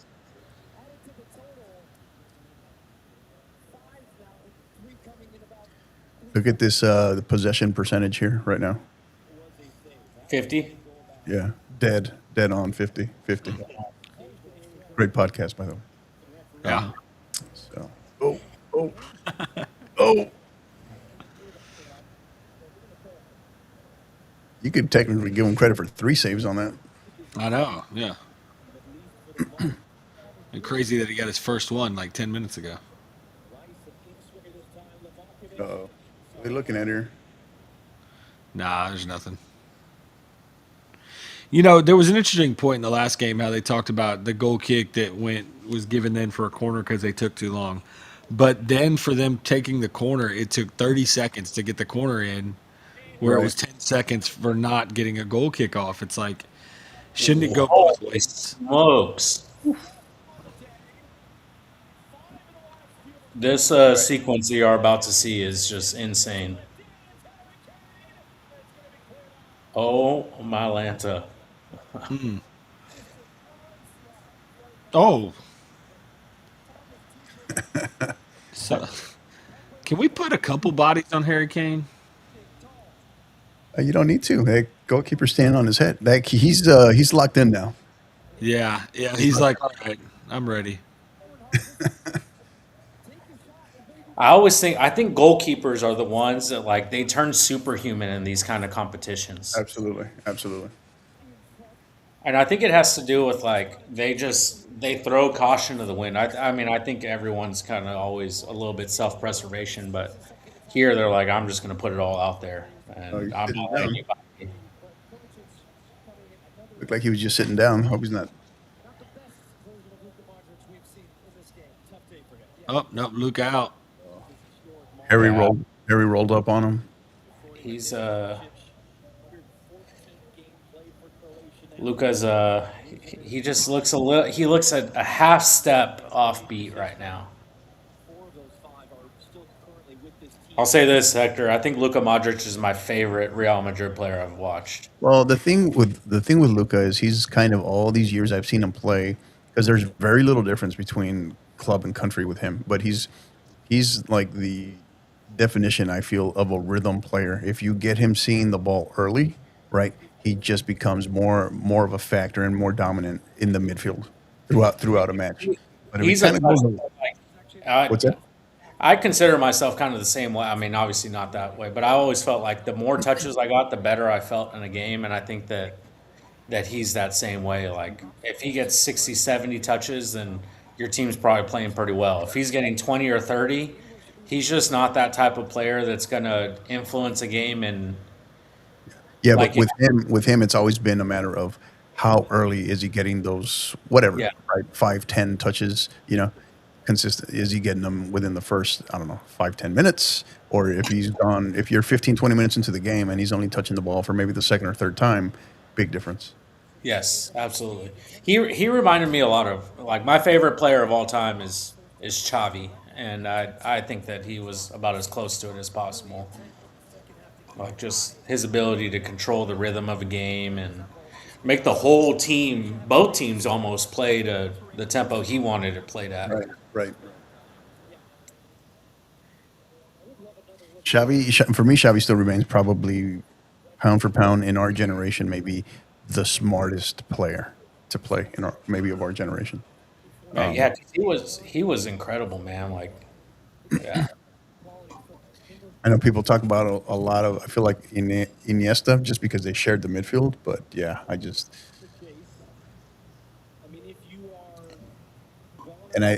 don't think. And of course, obviously, the way Barca treated him, it just never really worked out on the managerial side up to now. But I think he'll be back. I mean, you see what's kind of coming out of there, right? You see it with like Iniesta that now is kind of coming through the coaching ranks. Cesc is killing it with where is he at Como, I think, right? Como, yeah, Como, yeah. I mean, they're playing in the Champions League next year. yeah. I think that you'll see him back. I don't Yeah, think you'll yeah, see I agree. with I agree. I agree. Joan Laporta as president. Right. I actually think that Luis Enrique will come back. I think that he'll be the next manager of Barcelona. When Hansi Flick leaves, I think that you'll see Luis Enrique back. Um, He's kind of built a monster there, though, man. yeah, At all PSG. those guys though, they're just I don't know. I would love to see Pep back in some role at Barca, and I think he will. I think you'll see him as like a sporting director. I don't know that he'll ever manage Barcelona again. I see Pep. I see Pep. I think if it lines up just right, oh, we'll see. He wants to take a year sabbatical, right? If the Yeah, right opportunity opens up, I see him moving over because I think what would fit him at this stage now, right? And you start talking about legacy is coaching a national team, right? But so post World Cup a year from now, there's going to He's be gonna some take new over the there's going to be some new hires. he loves the U.S. I mean, he's well. It's well known how much he loves the United States. I mean, that would be huge. I Yeah, I just don't don't know. know that they would ever give him as much control as he wants, We though. gave him. We paid 6 million for Russell Crowe. So what would we have to pay for Pep, man? Probably 10.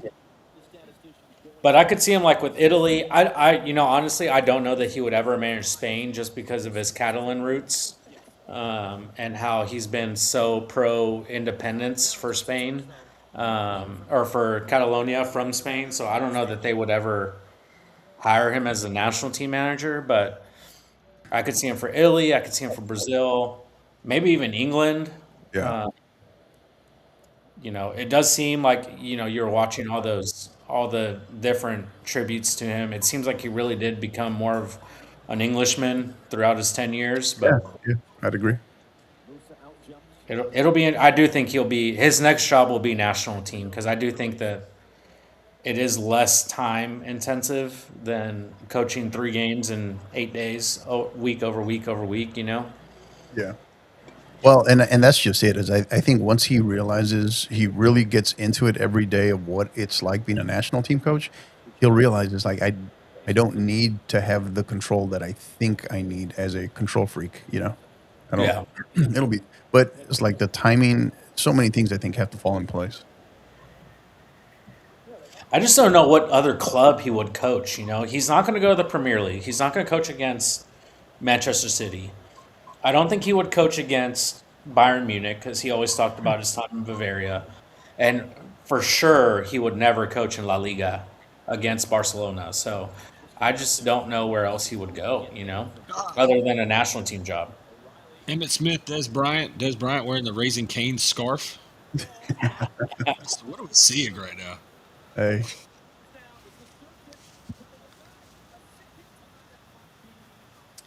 little bit of a lull as we're coming up on the end of the third quarter, as we'd like to call it now.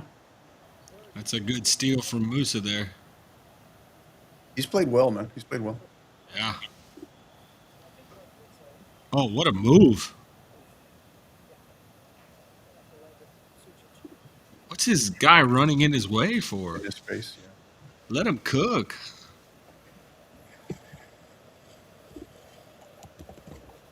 Bellingham leans offside, so he could play forward.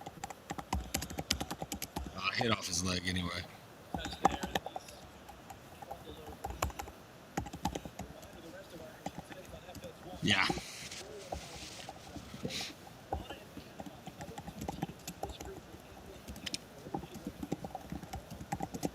So this third quarter has been Jude Bellingham and the defender running away from him. And then Croatia's keeper standing on his head for the next 10 minutes. Yeah, man. Well, and that's what we know. We talk about tournament play, right? And if you've got a keeper that is just playing out of their mind, One of the neat things about Reese is he's the older brother. I mean, I think that's you look at all these past World Cup teams. I mean, you have, I don't know. I mean, with Argentina, Dibu Martinez like turned into, I don't even know, prime Oliver Kahn or Lev Yashin or whatever, and then you have somebody that can score goals. I mean, that seems to be the recipe. it's been a pretty dominant, pretty one-sided second half so far here, 20 minutes in. You'll notice that shots on goal was sitting at 2-2 at halftime. Yeah. Look at the expected goals now, too. Yeah, yeah. And the interesting thing on this one is that possession battle, that possession war has kept going back and forth in this one. Look at the XG on target. So that's like a newer statistic, but it's like expected goals after they've been on target, and I mean, England, I think if they win, I think now the further this goes, it's more deserved. Right. Unless there's a big switch here after Moose the is end coming of the off. third quarter. He's getting okay. So I guess so. Here's the question, right? Because I've heard both, and I don't know, and I got to look it up. Have you guys seen the actual? I want to know what the actual stipulation is because there's 3 windows, but they don't incorporate the hydration breaks as one of the windows for subs. I don't think the hydration break or halftime is not one of the windows. They're not. Yeah. Okay. So I knew halftime was not, But So outside of those, you have 3 chances to make subs. Yeah, because who was it? Was it yesterday? Somebody they had a sub left, but they had already used all their windows. Was it window. Argentina? I wasn't sure. I was watching that game, but not listening to that game. Somebody, yeah, they used 4 subs but 3 windows, so they left a sub on the table.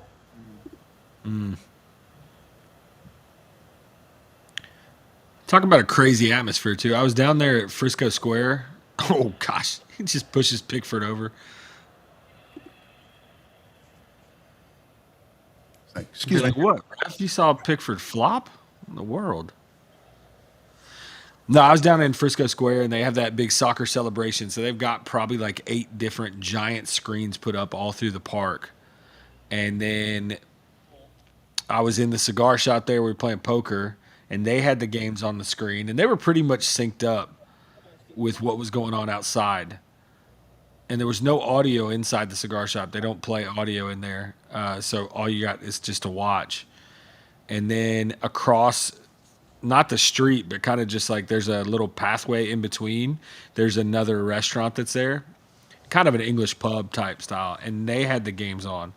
They were a good 45 seconds to a minute ahead of what was going on outside. Yeah. So we're sitting there in the cigar shop, and you hear the eruption. And I look up at the screen, I'm like, wait, nothing happened. And then I look outside, I'm like, well, they're not even cheering out there yet. So it's kind of funny to see like that big of a gap between them. Do they need to up the tempo back to that? Are they allowed You're still. What are you at right now, Elias?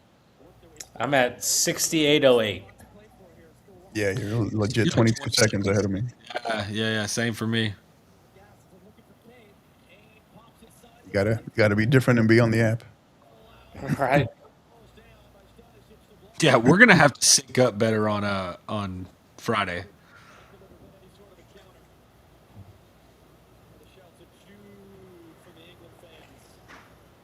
I may come to you live from like the hub or somewhere out there, We're gonna go You can do some. You can do some interviews, man. right. This has been an awful lot of fun, and we still got a good stretch to go here in Dallas with England. Who's coming in for England here? Rogers. Who is that? Oh yeah, it is Ron. Rogers.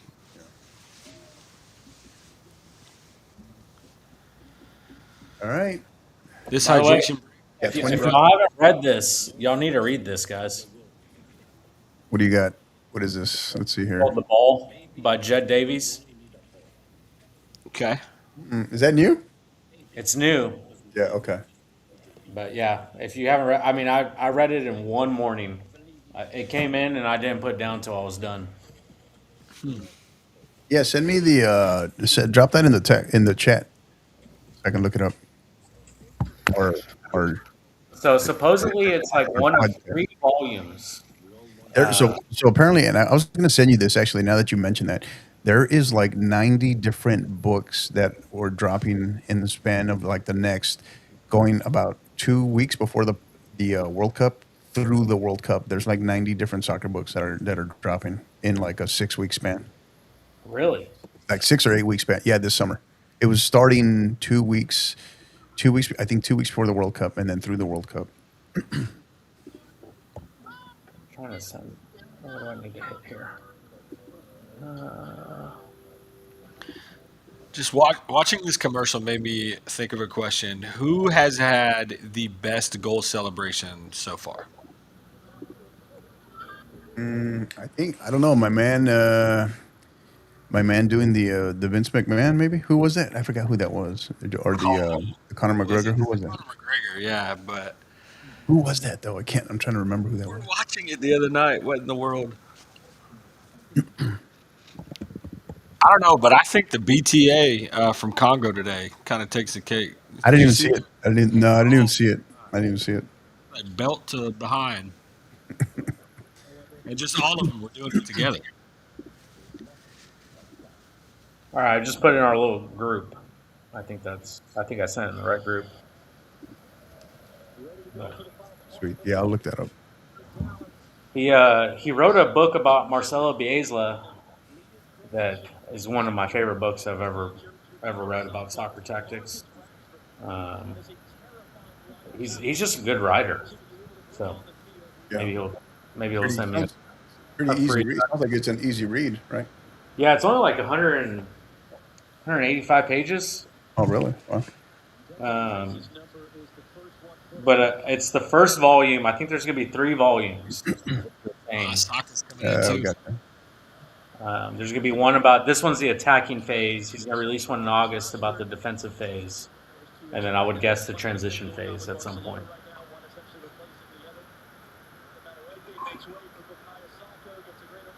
So Declan Rice coming off. We That got could be Rashford, interesting. That could be interesting.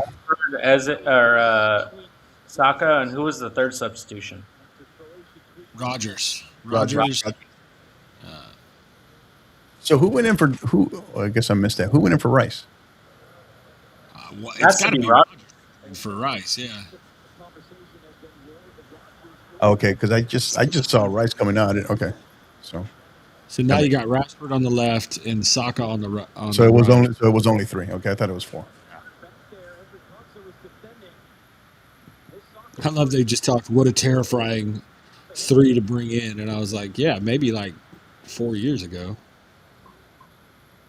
Yeah, I think Saka's actually he has like bad Achilles problems right now. He like can't train in back-to-back days. Yeah, things for us to talk about later, maybe tomorrow or whenever we preview the U.S. But have you not seen Pulisic has not trained with the team yet? So I think he would be surprised if he plays on Friday. You'd be surprised if he plays? Yeah. Yeah. I think with the 3 points already in hand, if you get 7 points, you probably win the group, right? I think you have to feel good about getting That's a what point. it's going to take. It's going to take 7 points, I think. That's what. Yeah. So I think you feel good about getting a point without him on Friday, and then try to go beat Turkey with him fully healthy. But if you go and get 3 points on Friday and then you lose him for the rest of the time, I mean, I think that's a death blow to the U.S. I mean, I just don't see them making the run they want to without him. What was? Did you see? Is that what Jenny Tapp said when they gave her that interview earlier when she was talking? Is that basically what she was saying? Oh, I don't know. Because I think right as we went on.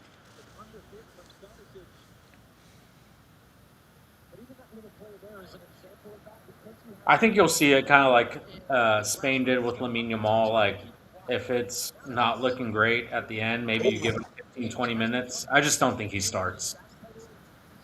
So who do you start instead? Yeah, that's the real question then. Yeah. I think you have Torina. I mean, I think after that, like you go who? Say that again. And the fact that it's a pure number 10. If you go like somebody like Berhalter, you lose that. If you go somebody like Weah, you lose the control. So I don't know. I get Giovanni Reina. Yeah, it has to be Reina to me. Or do you if there was ever a time and you want to go ultra aggressive, right? Aaron, you've been talking about it. You go with your 2 striker setup with Pepe. Yep, I like that option too. Because I don't know that Australia would expect that. No, not at all. Yeah, I mean they're probably going to sit in a low block again, kind of like they did against Turkey. So maybe 2 strikers is not a bad idea. I think it depends. Are you going for the matchup, or are you going for continuity? If you're going for continuity, I think you go somebody like Gio Reyna. Oh. If you're going for the matchup, then yeah, I don't think that going 2 strikers would be a bad idea. Oh. Good strike. Let's see. Yeah, it's going to be interesting. But I think the difference is like you're gonna concede. Australia's going to concede possession, similar to Paraguay, except the difference is Australia's counterattack has some teeth to it, unlike Paraguay. You know, I think that's the difference. They got some Yeah. speed there, and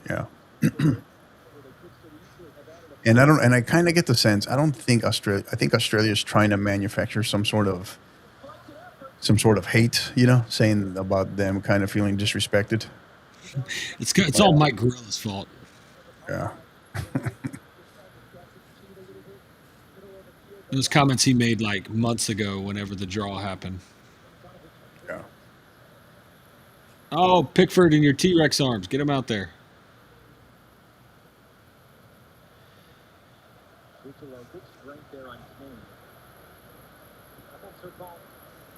Oh, it was a deflection too.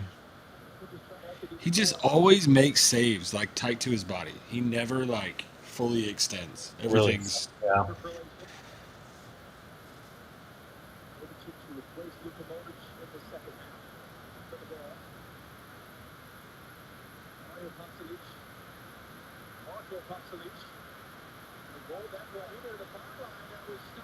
It's inside of the final 12 minutes here. hmm Who's the last game today? Uzbekistan and Colombia. Colombia. Yeah. Yeah, Panama and Ghana play at 6. Man, Panama. I hope Ghana wins. Yeah, and like we said, Panama's not playing the U.S., so Yeah, those guys turn into like superheroes when they play the U.S. It's crazy. yeah.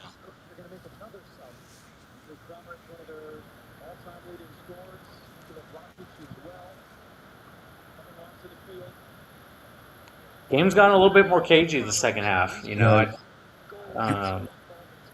I think the tie going into halftime has kind of influenced the way both managers are approaching it. I think obviously Croatia's got to go for it now, but I do think coming out, that it did make it more just kind of wait and see what happens.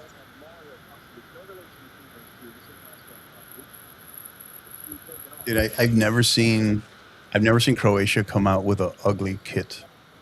Never seen them. I like Congos today. Congos are Yeah, pretty yeah, that was pretty cool.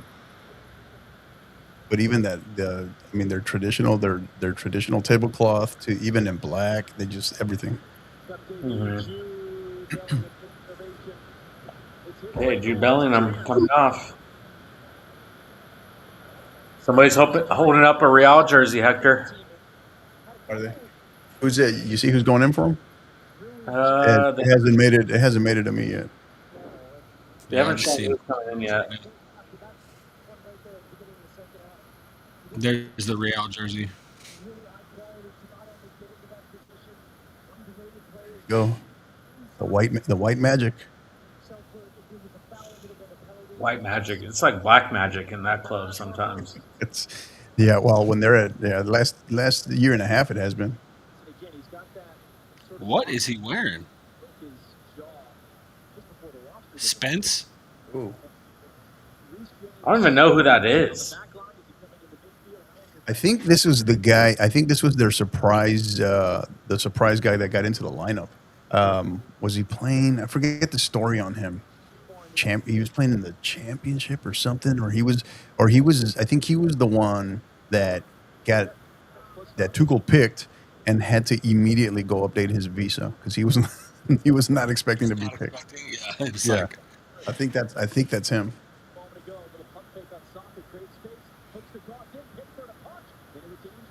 it just feels like Croatia's gonna nab one here and make this a 3-3 game. Like right at the end. Yeah. Yeah. That would be Croatia.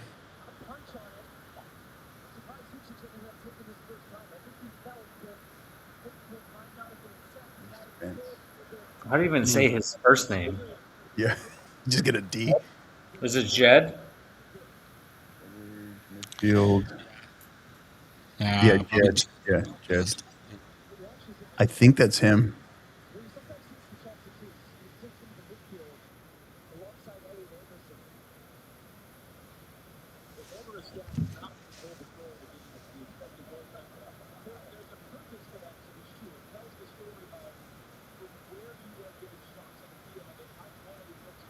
Oh no, man! He plays. According to this, he plays for your Tottenham, Aaron. It's not my Tottenham team. It's your Tottenham. No way.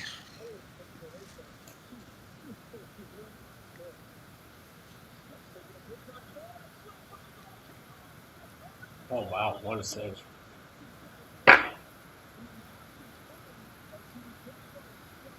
Interesting.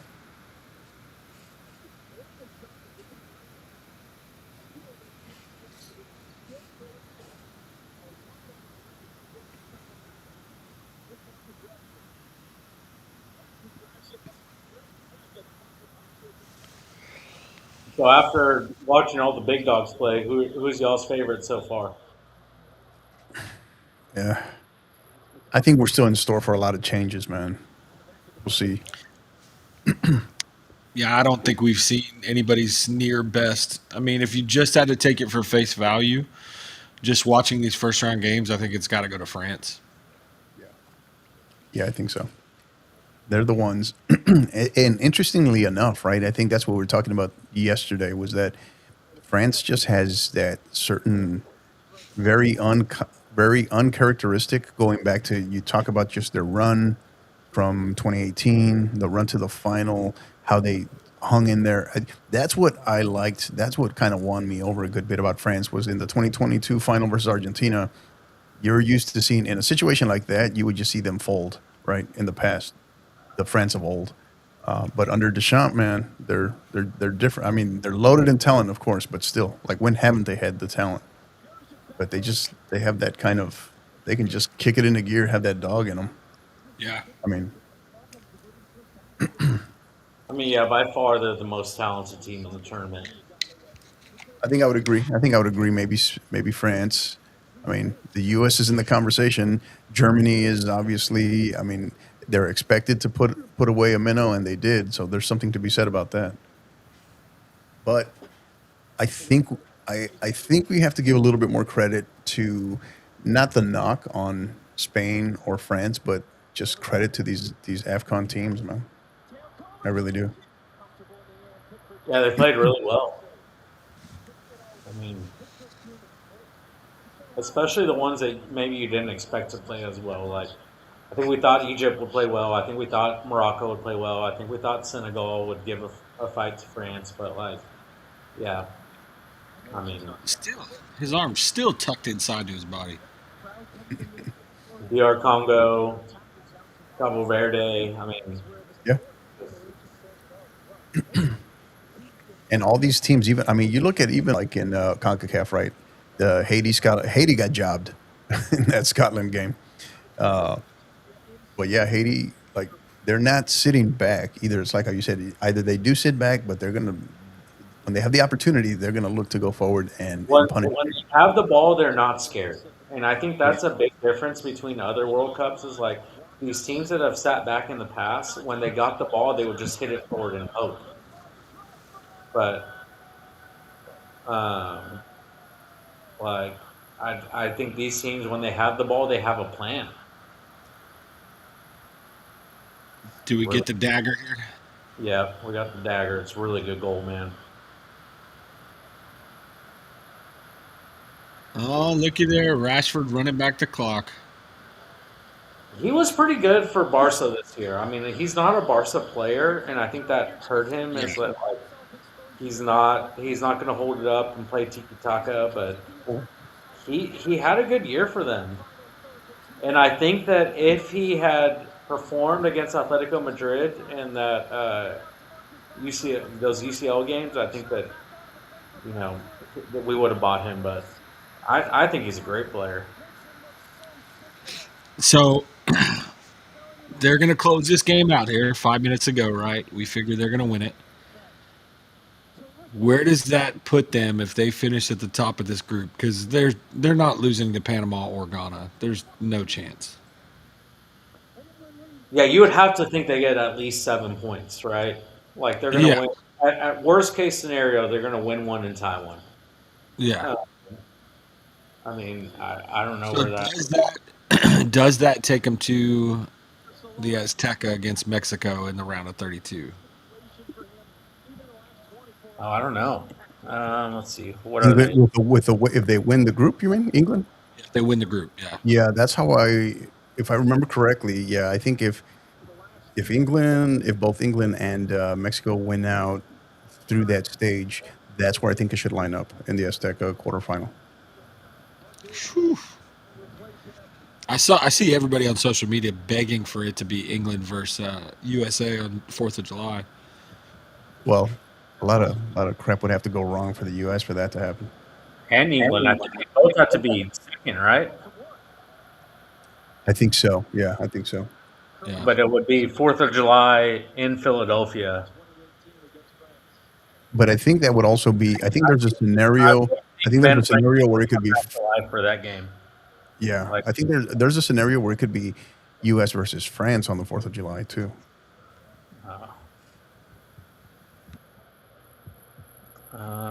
What group is this? Is Group L? This is Group L. So 1L is going to play in the round of 32. Would be the third place team, and then they would play the winner of second place team from Group D and Group G. And then at the very end, they'd probably play the winner of Group B and Group K.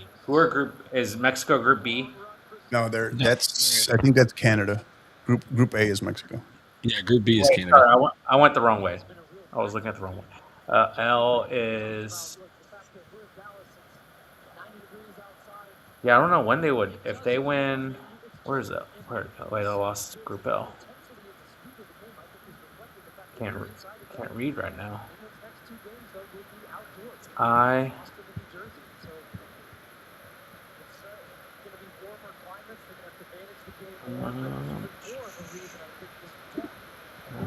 think unfortunately for Croatia, this game being played indoors helped England more than it helped Croatia.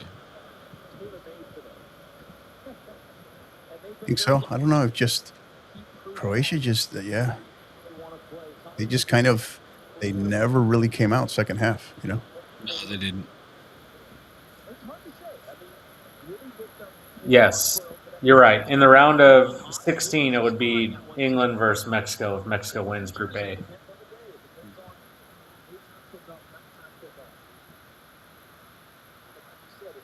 And then who's Group C? Group C is Brazil, Morocco. Yeah, that's the Brazil Morocco group. So probably the winner of that game sees the winner of that group in the round of 16. In this format, you're going to see some interesting round of 32 matchups. Yeah. You're gonna there's no way around it.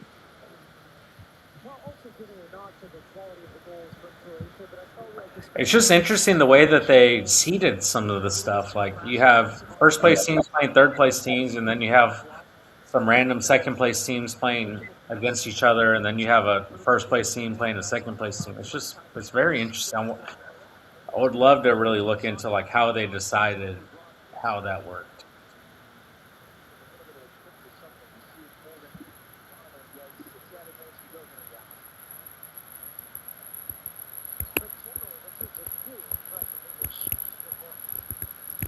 All right. Coming up on 90. In the 90th minute now. I'm about to enter the 91st minute. What do you think we'll get? 4 minutes? Six. Oh, did it go up already? 6? Mhm. Ah.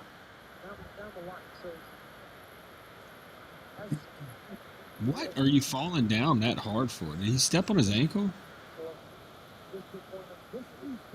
I couldn't see from that angle. Unless he just got tangled up. Well, he made it look like he was really injured. So would you rather peak, or would you rather have a really, really good performance in the first game, or kind of a subpar performance in the first game? So I don't know. Yeah. Does that mean that you're gonna, if you play subpar, does that mean you're growing into it? I don't know if that. I don't know. That's what I'm just saying. Like, how do you feel after a game like this for England? I mean, if I'm England, I feel good about this because this is just a consistent, strong. This is a very good win, right? Against a good, obviously quality opponent, and you played a more relatively more complete game because you could make the argument, right? We talked about it at halftime. You could make the argument you should have been down 2-1 at a minimum, if not 2-0 at halftime. more efficient. More efficient. They answered the bell second half. You know, we look at our team stats here. They've clearly taken over possession. Yeah. A game that was 2-2 shots on goal at the half is now sitting at 11-5. Capitalized, you capitalized on set pieces. You had substitutes that made impacts on the game. So Right. Yeah. I feel good about it. I think this is more, this doesn't, like, did this take a lot out of Croatia in the process, kind of? Did they just run out of gas in that second half? Do you think England are contenders now? I mean, I think I don't think that's ever been a question. I think they're one of the contenders. Does it really, will they have enough down the stretch, to answer the depth? Because along the likes of France or Spain, right, or Argentina, right, where you're going to have to get into that dogfight against an opponent like Argentina. So do they have that in them, right? I think that's the thing that some people can't get past when it comes to England. Do they have enough? Mm-hmm. But I think, should they be in that mix at quarterfinalists at a minimum? Yeah, absolutely. Yeah. At a minimum. Yeah, I don't think there's a question on them going that far either. I think it's more those later rounds for them where there's always just something weird that happens, or if they got to go to a penalty shootout, can they win it? Yeah.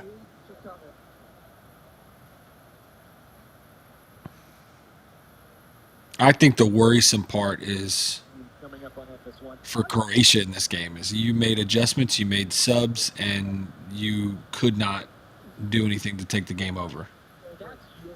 Yeah, it felt like their potential answers to the problems were just created more problems for them, Yeah. which is worrisome. Still think they're going to be okay with Ghana and Panama, but Yeah, I mean, I think they move on from their group, no doubt. I can see Croatia struggling with the type of matchup that Ghana will provide, though. yeah. Do they have to play them in Canada? Where's that That I game? don't know. I'd have to look here. I'll look that up. Because how big is the guy that they have missing to their team? Oh, for Ghana? Oh, how do you not score that there? No, that's in Philly. So they're fine. Yeah.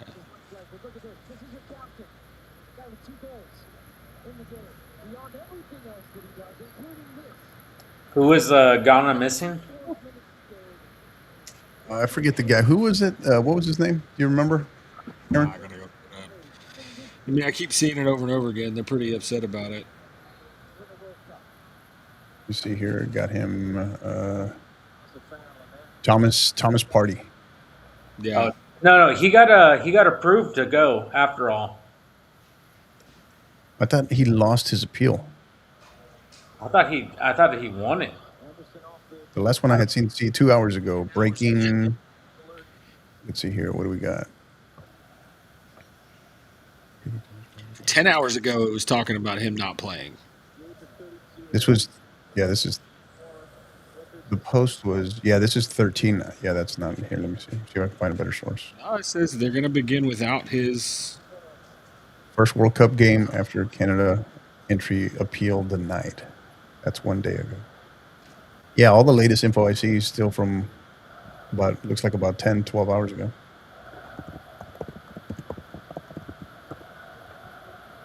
Oh, goodness. Nice try, Harry. Gotta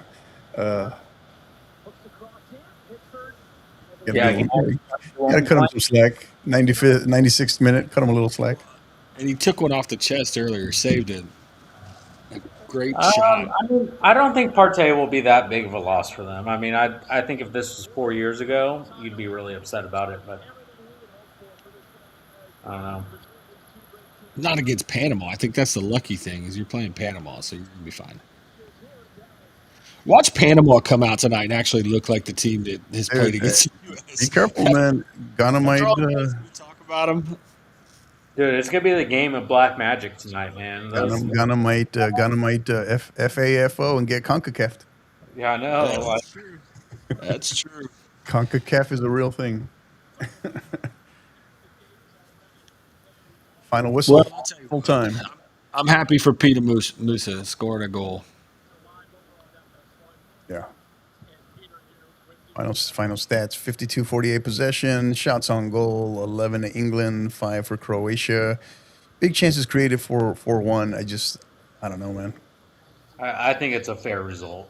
Croatia. I don't know. Does it play out differently if they don't get that goal? If England doesn't get that goal a minute and a half in, maybe. But Croatia just, I don't know. Croatia just looks like they just ran out of steam. They look like it. Yeah.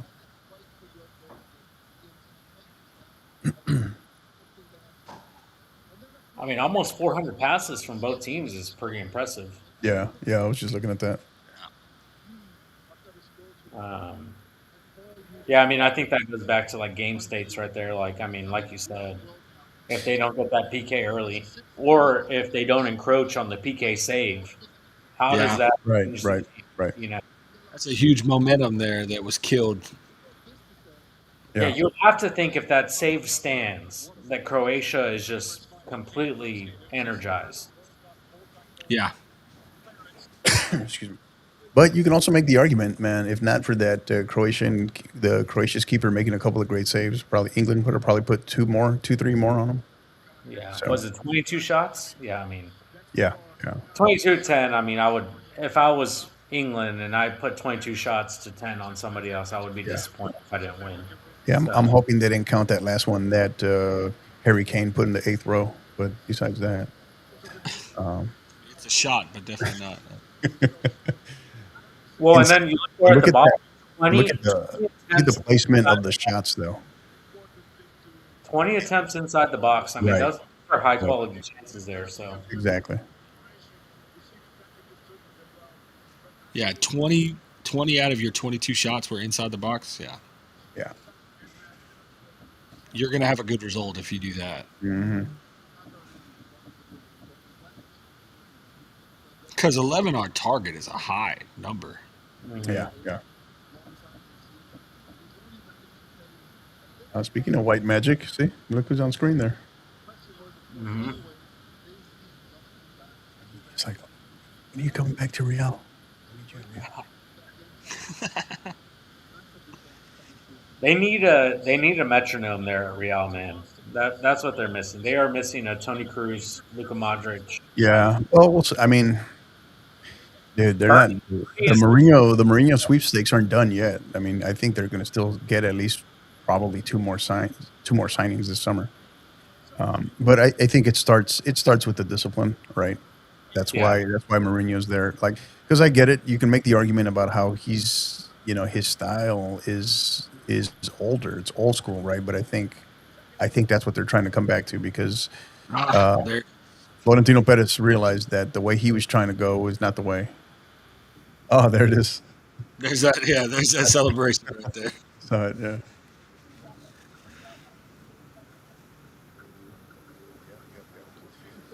But if you are listening, to us. Thank you for joining us. Our first edition, episode 6, first watch-along edition here as England defeats Croatia by the score of 4-2 full time in Group L, right? Isn't that what we said? Group L? Yeah, Group L. Yeah. Excuse me. So, Group L. So we got Ghana and Panama coming up next, and then the nightcap later on tonight will be Uzbekistan and Colombia. So Colombia trying to get CONMEBOL their second win of the. I mean, if you go through this whole first round, right, match day 1, and Argentina is your only team to have won, I was like, that spells trouble. That spells It's trouble. not good. Yeah. no, and especially when you're playing in the Americas, right? So, I think Colombia, even more important for them, is to top the group at that point. You know, you've already got your 3 points, and now you don't need the win against Portugal. You could draw them and be good to go to win the group. yeah, yeah. Interesting, man. Interesting. So, before I forget, got to give the plug here. So tomorrow, tomorrow 1:30 p.m. we will be coming to you live with our preview of our upcoming match between the U.S. men's national team and Australia, which is slated for Friday at 2 p.m. Central Time. So again, that's tomorrow, Thursday. Uh, Tomorrow, Thursday. What is tomorrow? The 18th. Yep. Yep. Blank here. Yeah. So 18. So tomorrow, June 18th at 1:30 p.m. Central Time, we will come to you live with our match preview of the U.S. men's national team versus Australia. And the big question looming over this one is really, will Christian Pulisic be healthy enough to play? Will he start? Will he play at all? Right. So, and then Friday, join us on Friday for our live watch along between the U.S. men's national team and Australia. We will. That's a 2 o'clock. That's a 2 p.m. approximate 2 p.m. kickoff. Right. So probably going live a few minutes before, but excited. Gentlemen, anything you want to add to that? Final thoughts? Good game today. I mean, second half kind of petered out, but I thought that the first Okay. half was a good. I think that's what we'll see between top teams more often than not. So it was fun. Yep. Whatever adjustments they made at halftime worked, and I still think Croatia needs to go back and talk about their defending a little bit. But other than that, it was a good game. Yeah. Interesting to see the ones tonight. When we talk about all the time, whenever there's this heavy favorite, do they seem to come out and do it? The only team that have done it so far is Germany. So see what Colombia can do tonight against Uzbekistan, which should be more of a home game, being for Colombia and being at elevation. You know, Right. we'll see. Good deal. Awesome. Well, again, to our listeners, thank you for, if you joined us at all or you've been with us the whole time, again, thank you for listening. Go on there and on our YouTube channel, which is currently the 50_50 podcast. You can go on there, hit that, this video, and then hit that live bell notification, subscribe, hit that live notification bell, and you'll get notified for everything that we're doing, since just about everything we do is live. And we got a lot more content coming your way over the course of the many remaining weeks, many remaining stages of this World Cup. So it's been great. Coaches, thank you for joining us. Really appreciate you all for your time. We'll see you again tomorrow for our preview. Again, that's 1:30 p.m. Central Time tomorrow for our preview of the U.S. men's national team and Australia, and what could really be for the group. Even if Australia wins, if their result goes their way, they could win the group if they emerge victorious, right? So there's a lot riding on the line for tomorrow's match. So, but again, that is going to do it for the Red, White, and Crew podcast, episode 6. Thank you for joining us. Really appreciate you. And you know what to do. Until the next time, keep downloading and